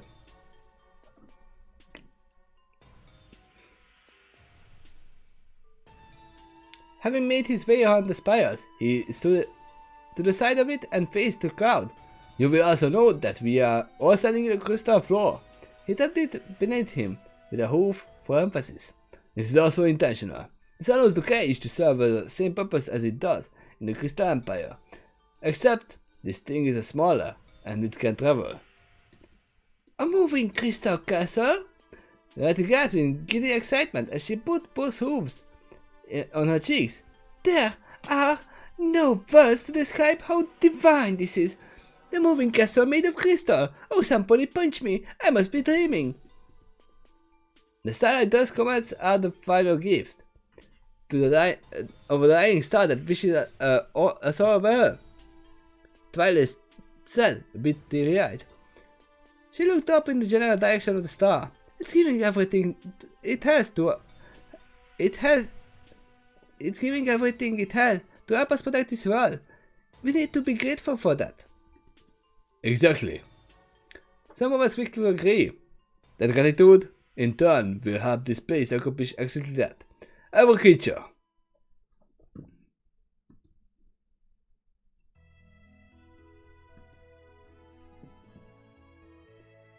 He looked across the entire assembled crowd. Think, and most importantly, feel. He placed a hoof on his chest. The gratitude you feel towards the distant magical star that gave us everything it could. Think about how it engendered our world to be filled with life, wonder, and hope. Think about all your friends and family that grew up protected by this wonderful light. He gestured to the crystal beside him. The starlight dust comets help us give us all evolved sentience, and along with that comes evolved emotions.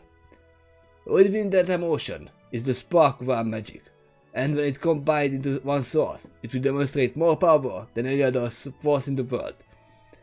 The comets breathed life and magic into us. Now it's time to share it back and help protect this world from the force it intends to destroy. All that we hold dear. He shouted at the end of the sentence, startling some of his audience because the sudden volume had no warning. Then he assumed only have to calm down a bit. That force which seeks to destroy our world once corrupted me, and that corruption once tore down one of my most radiant and life-giving creations Ponykind had ever forged. Now here I stand, the last echo of the true Sombra, and I beg you to help me undo all the damage. I could not do this alone before. I never did. To even try led to the mistakes I made before. But the symbol right here, again, he gestured to the crystal heart beside him, is a symbol of our united passions, and it will project whatever we chose to pour into. Be it dark energy or light, be it kindness or cruelty, be it despair or hope. What do we choose to experience? Every creature, close your eyes. But if I close my eyes, I can't read. Close your eyes. Okay.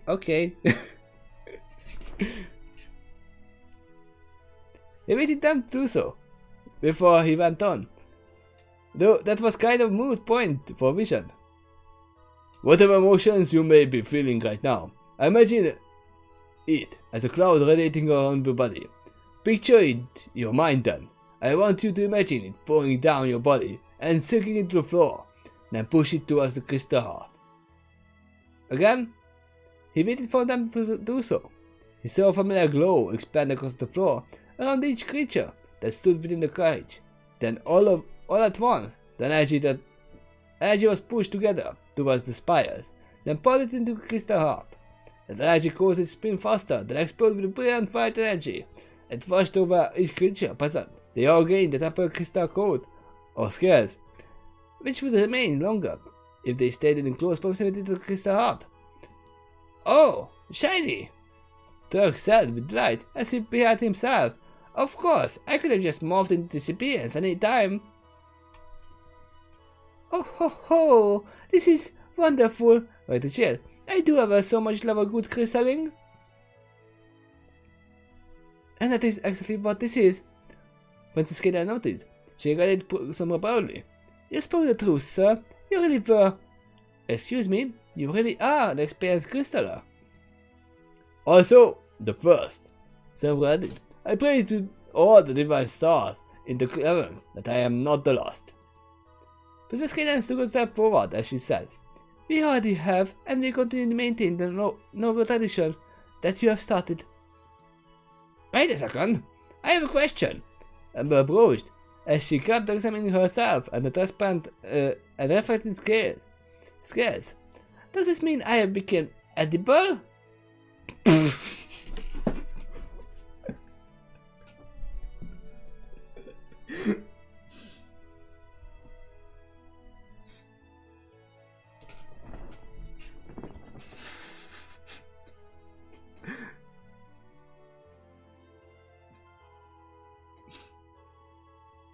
You broke me. Good job. It's over. Goodbye.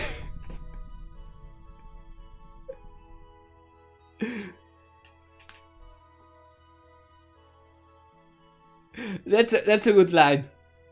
I cannot lie. That's a superb line.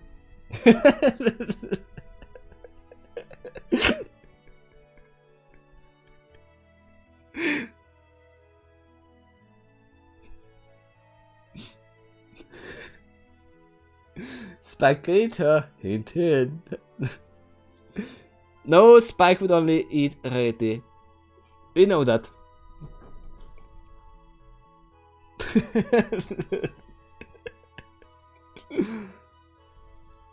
My god.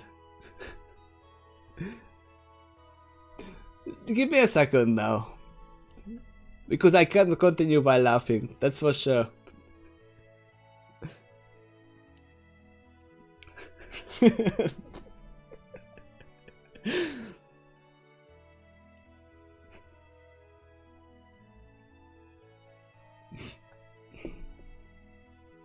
Okay, we can all agree that that's the best line in this horror story for now.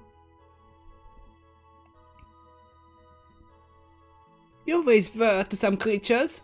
Oh, you always were to some creatures. Especially rocks. Valerie told her bluntly, but you are not so. You are not anymore so because of the crystalline. Why would you even bring that up anyway? You're not interested in eating yourself, are you? Did you really ask Lord that question? Starby's asked with suspicion. Instead of answering, her father went on with his story, unabated. I suppose you're right. Amber said with shrug. Seeing all this crystal is about making me hungry though. The medical crystal lives to serve. Sombra said. Then stomped a hoof.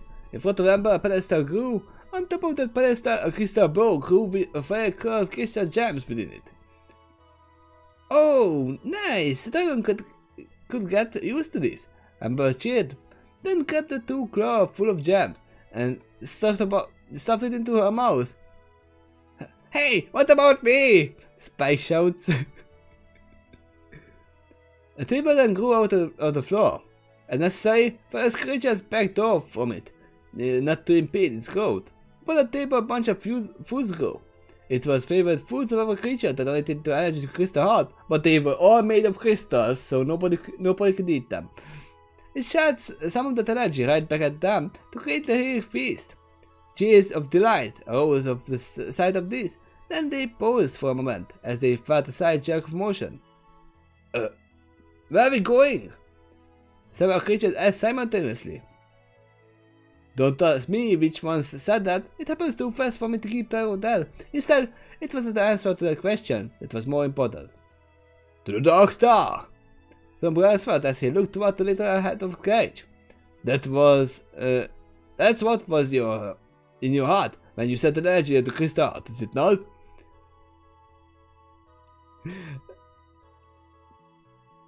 Heroes feel it like a 6th level D&D spell.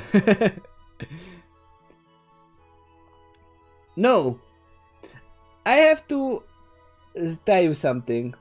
Sombra, you think the people here thought that you are going to the crystal to the Dark Star, right? No, the Carriage turned away and went home. That was in their heart. to go home without any scratch.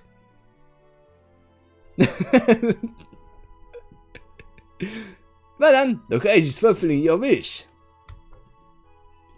It don't need to be pulled up by anything? Applejack checked.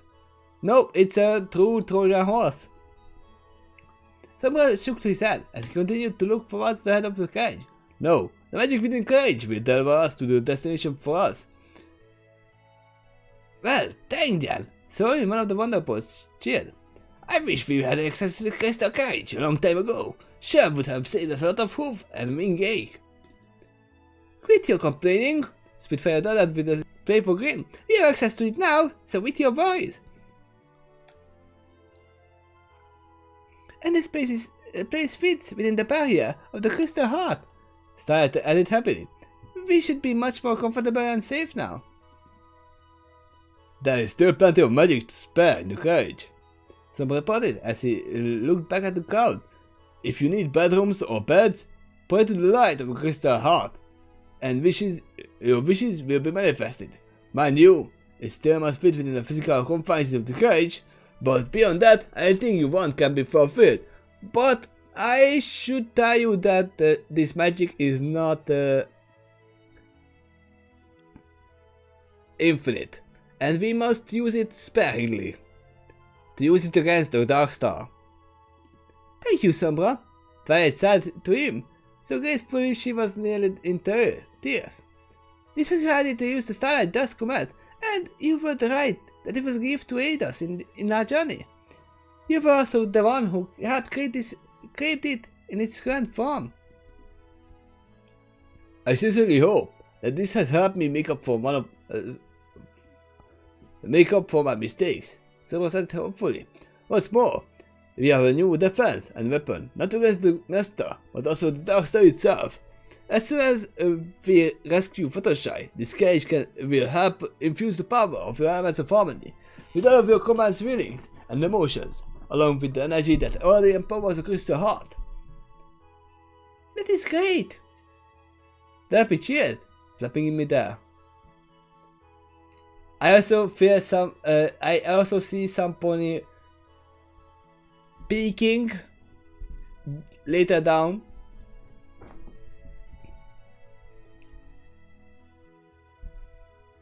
I feel like we really have a chance of winning this thing. We are going to save the world. Not really the first time for me, but it's still a great feeling. Plus, this is the first time I did it with all of you. She giggled happily. This kind of makes me feel like I'm an elephant of harmony, now all along the rest of you. I always wanted to say that. In fact, we all are an element of harmony. Rodden elaborated. Each of us contain within ourselves the power to choose positive or negative feelings. Then we use that energy together. We achieve results far greater than the sum of our parts. And we are all connected. Federman added. Eat up, the rest up. If any of you need, soon, we will all face the final battle of our journey together. And that is the end of the chapter. And this is the thing that was speaking at the end. This is a big by our good friend, DiceWarwick. Behold, Carriage, also known as the Dealer.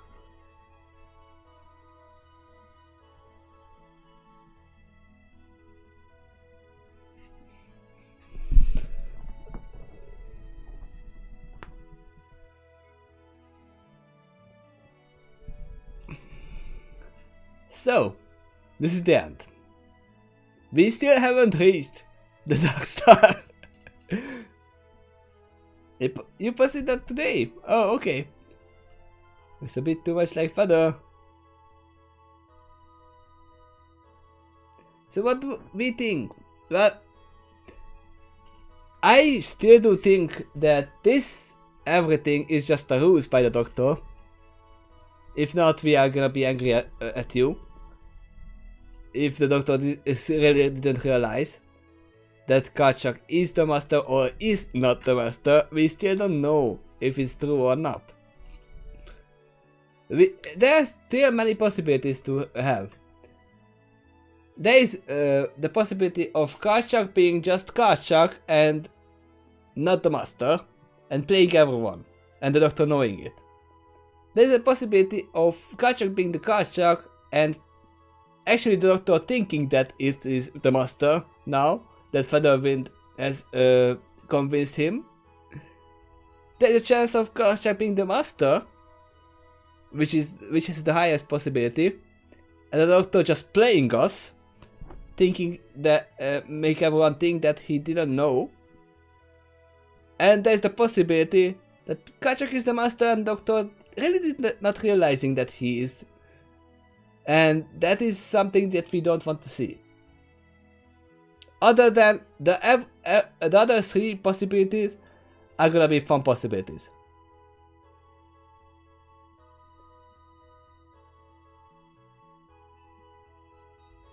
And Tracy was 1 heart, but unusual energy from it.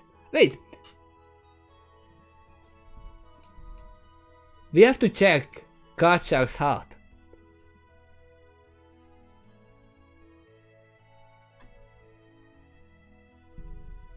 We will find out in the end if he has 1 heart or 2 hearts.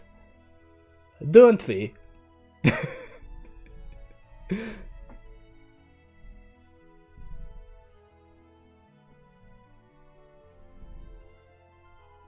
Because all this is just an assumption that he is the master.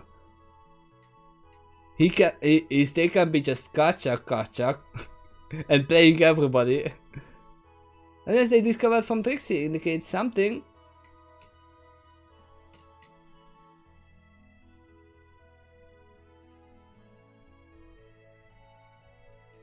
Shows him in the heart, and it is a surprise. He is the BBAG. What the BBAG?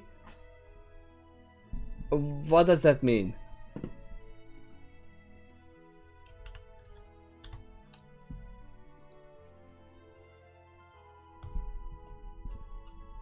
I didn't play D&D. Dice? Big bad evil guy. Oh. I played Magus, which is basically D&D, but it's the Hungarian thing, basically. I don't think that it was even spread out in other languages. I think it was only Hungarian.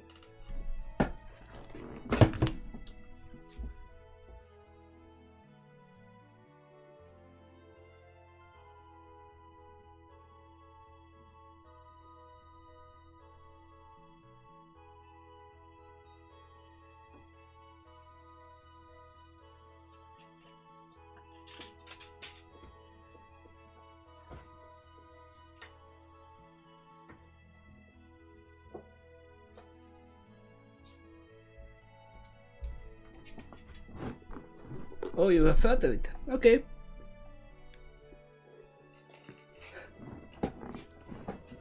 I think it's a top 10 list of obscure games.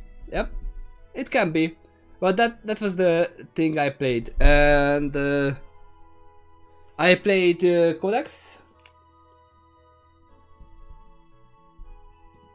which is again around the same thing. You can see it has been listed a lot of times, it has been looked through. It's a much smaller book than the D&D. It's much simpler.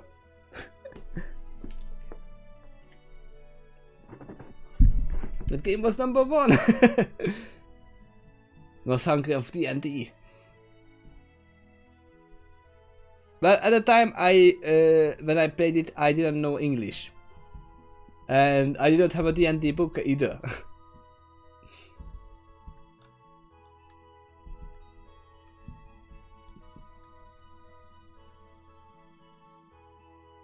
You have only seen videos in D&D? Oh.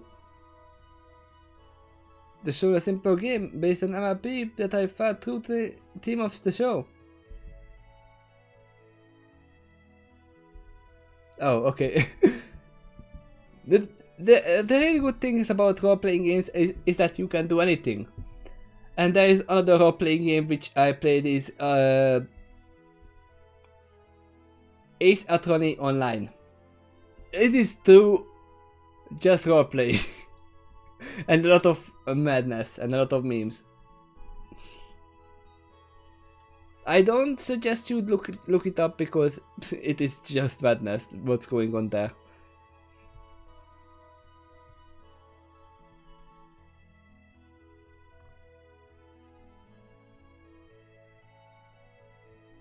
Let me see if you can do it. I don't know. No, I don't see it. It's probably just logged in that you can post links.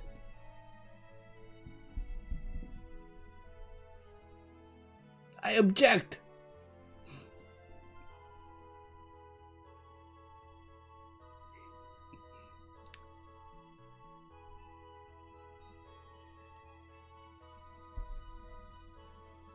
But yeah, and now we have a Trojan horse as well.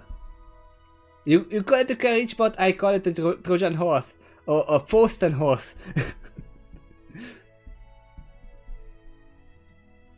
Let me see. Tales of Equestria Core. I'm gonna open it on my own. So let's switch to this.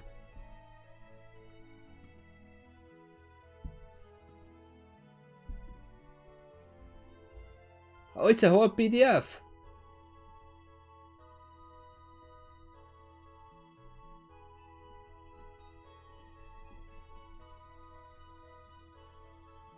Huh.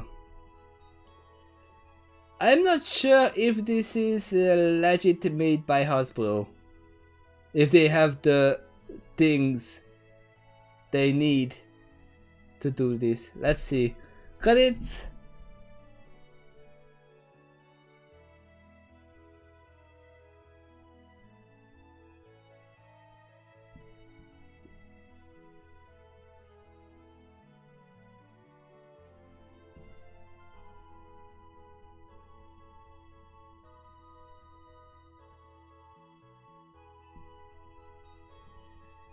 I use with permission, okay.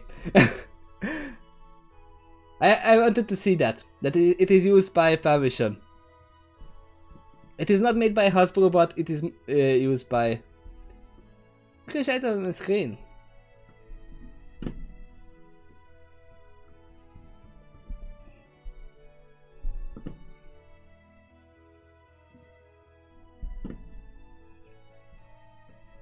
Let me see how can I put it here so you can see it.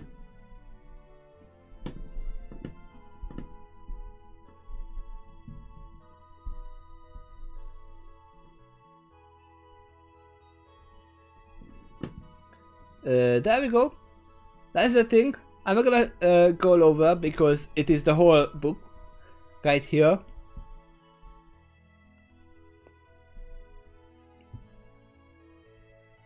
I can still go here that luckily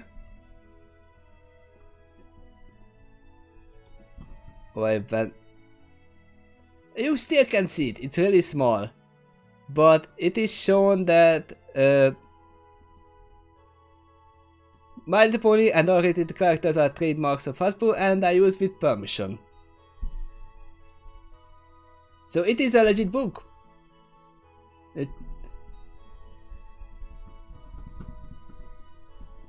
So that's why I'm not gonna show any more of this, because it is a legit book, obviously.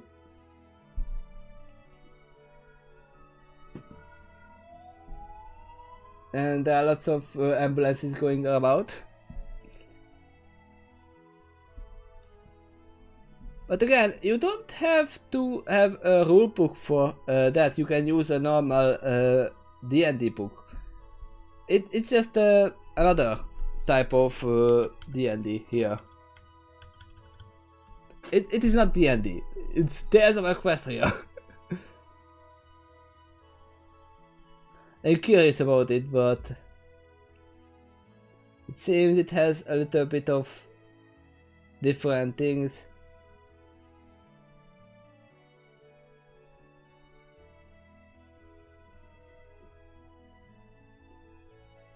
How much? 139 pages. That was I'm curious about. See some rules of to adapt MAP to D&D, but it's not a great fit. Well, to tell you the truth, for some of the things you don't need rules. The greatest things you can do without rules. You just need. Oh wait. I'm just noticed that in this book I still have one of my characters. You can't see it, but it's written in pencil.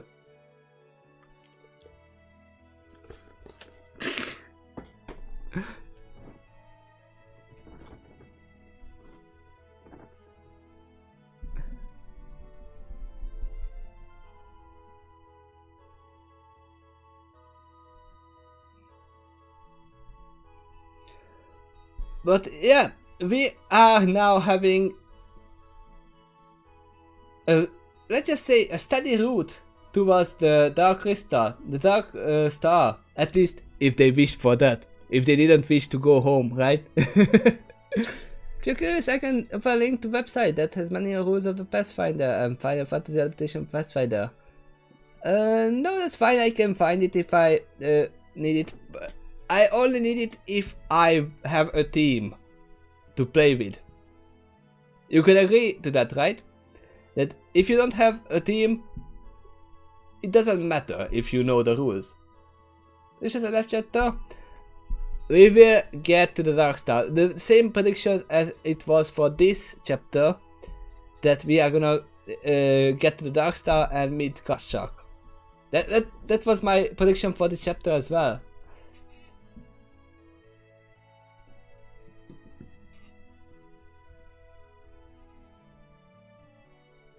And the next chapter will be the third Joker. But I have to tell you that this week I will not be able to stream this, because I will be working at the early hours. That means the next stream will be I don't know when it's gonna be. So I'm gonna think when I'm working and actually counting when I'm working right now. Next stream will be the next Monday. So a week from now on.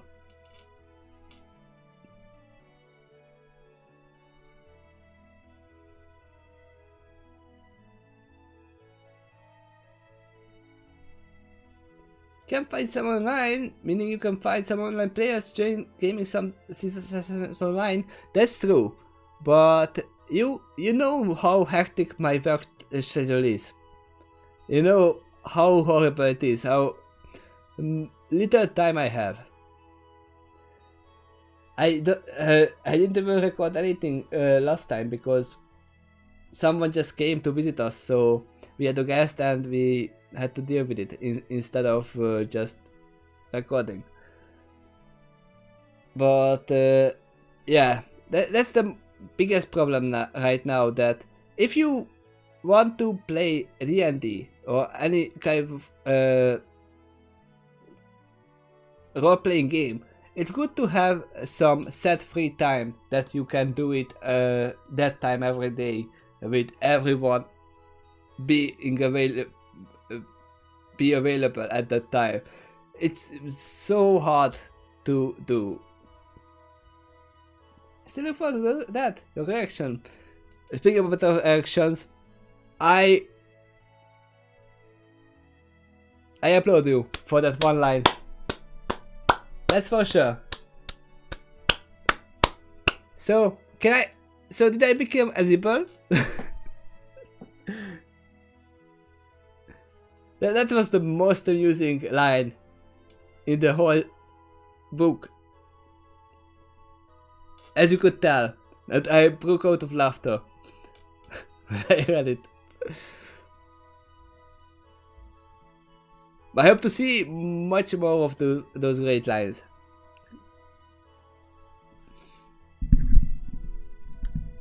Let's actually mention the stats of his characters in one of his stories, which plays a part of the first year. Which I still haven't read. That was precious. I'm still smiling thinking about that. But yeah, I don't think I'm gonna record today anything. I'm gonna record an episode tomorrow and the next day and the next day and the next day and the next day. So I will have some episodes ready in this week of the original chapter and about in Ruby, in Genlock, and in My Little Pony. At least those three I'm gonna record this week.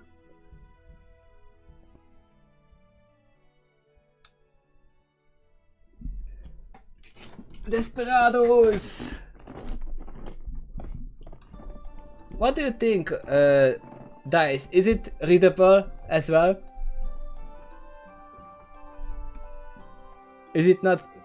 Is it PG? That's the question. Because we still have, let's see, 1, 2, 3, 4, 5, 6 chapters here. Cause I have no problems with it. It's if it's mature, I have no problem with it.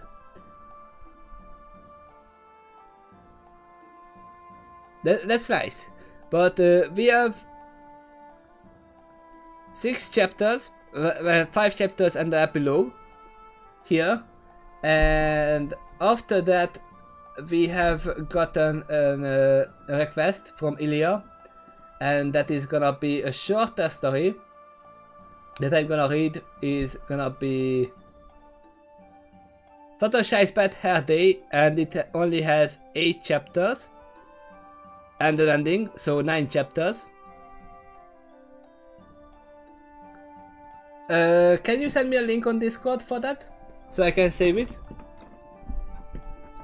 And after that we can read that, if that's okay with you, after Fluttershy's Bad Hair Day. Which is gonna be much shorter. I might even do like 2 chapters a day on that.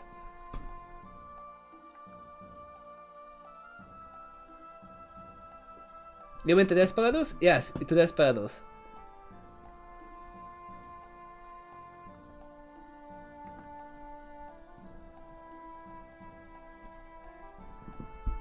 Thank you. This story has been marked for having adult content. Please confirm. Yes. It has 9 chapters and they are not that long. This can be done in 2 chapters of a day as well. Just from name, it reminds me of Variety's Bad Main Day. Yeah, that's gonna be some crazy things. But yeah, that has been requested, and that's gonna be after I finish Skylancer. And we might have an extra episode on Skylancer, right, Quill? Remember, for the Puffball hidden chapter, if you are available for that. Also, only now getting published. There are only 70 chapters planned. Oh, it's not full yet. Okay, but we can get to whatever place we can get to. So let me save this. Fallout Expressio Desperados. There we go.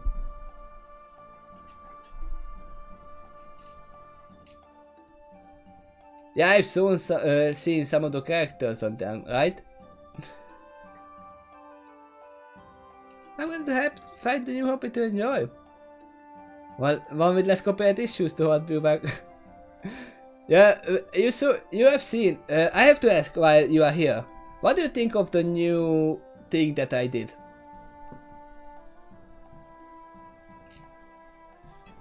I don't have a cowboy hat. I actually don't have a cowboy hat.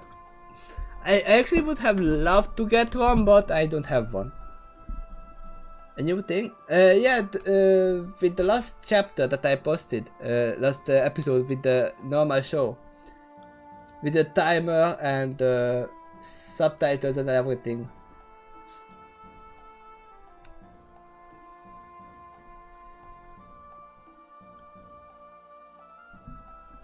The last episode of the original MLP.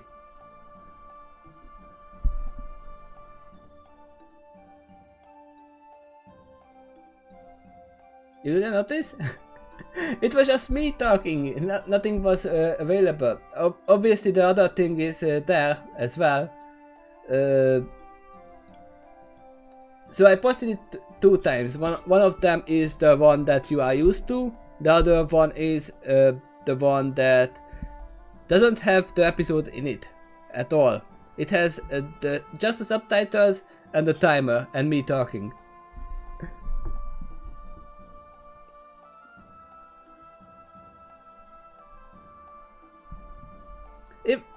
Even if getting the subtitles on, timing it one by one, is taking a lot of time to edit, but it still gets published much more easily.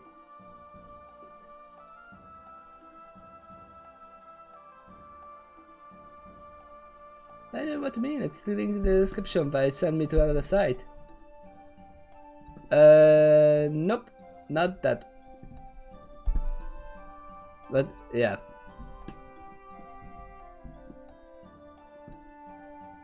That did have the reaction, yep. That's what I did.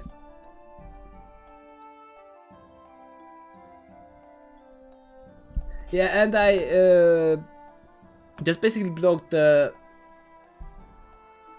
comments on that because I want all the comments on one video, because it would be a mess if it had like I have now 3 different videos on the same episode and it would have all the same comments. It would be nice if we could just how do we say, to merge video comments. It would be nice. Well, yeah, this is how I'm gonna do it from now. I don't like it, but that's how I have to do it. But yeah, so now I'm gonna go and eat, and after that I'm probably gonna play some Persona 5.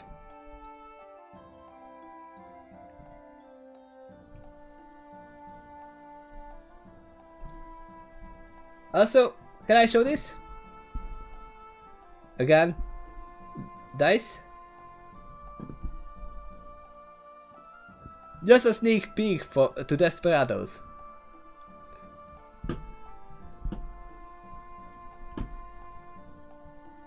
There we go. There is a sneak peek for the Desperados, a scene from the story.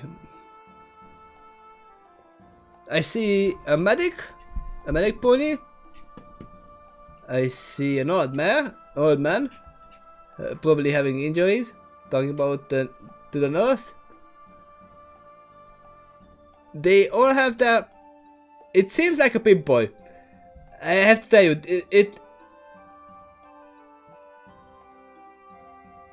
Yep, he's got pics on that too. It sure does look like a pimp boy to me. It's a pimp buck. It is a pimp buck. Okay. So it has not far from the Fallout Equestria, I guess. It's a New Vegas story, right? Which I didn't play New Vegas.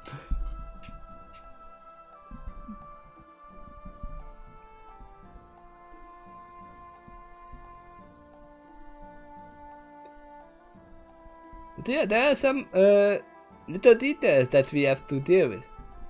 What the heck is this pimp buck? They played you a Pulsar. Played the Fallouts. I have played 3 and 4. I never finished 3, but I finished 4.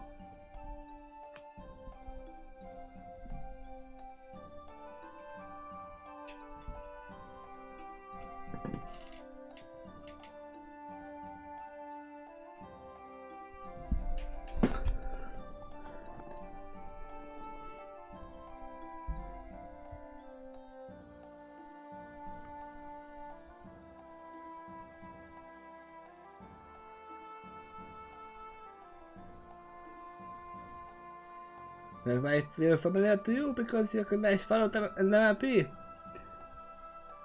No, I don't recognize MLP at all. I don't recognize what are ponies? I never seen those creatures.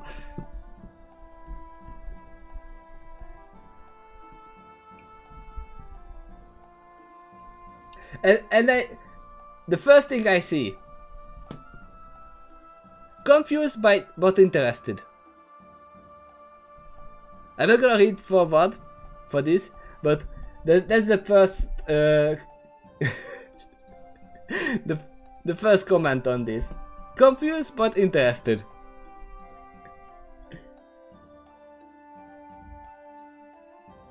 Yeah, Parrot Equestria is super popular.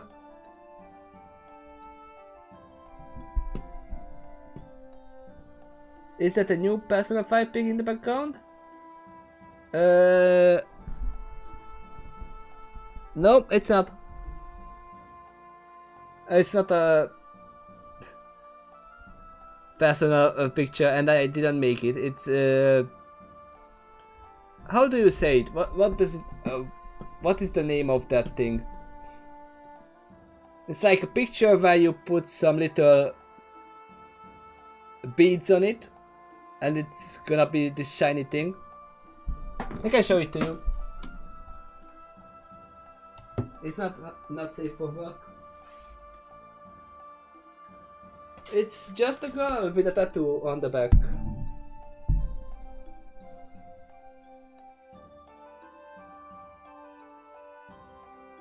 Yeah, and it is reflective, so you can see the background. So I don't know how to hold it where you can see most of it.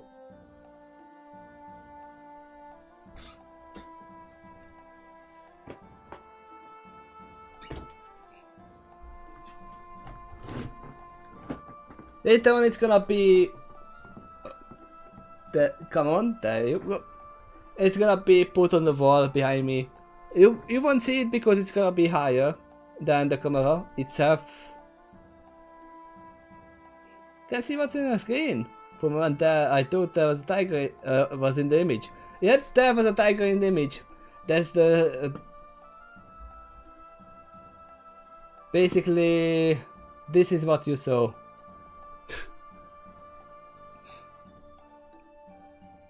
This is the background of my Google Chrome.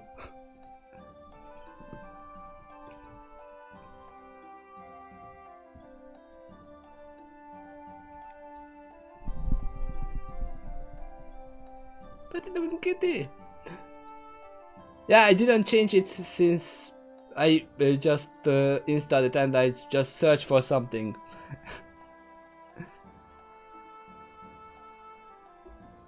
I have fun. See you next week. Yep. So now I'm gonna go end it. Thank you for the laughter, Quill. And then, as I said, later, maybe 1.5 hours later, I'm gonna stream Persona 5. If you are still awake. If you're not, then have a good night. But now, I'm gonna leave. See you all next time. Probably on the next video that is gonna be out. But now, I'm going. See you and good night. Bye bye.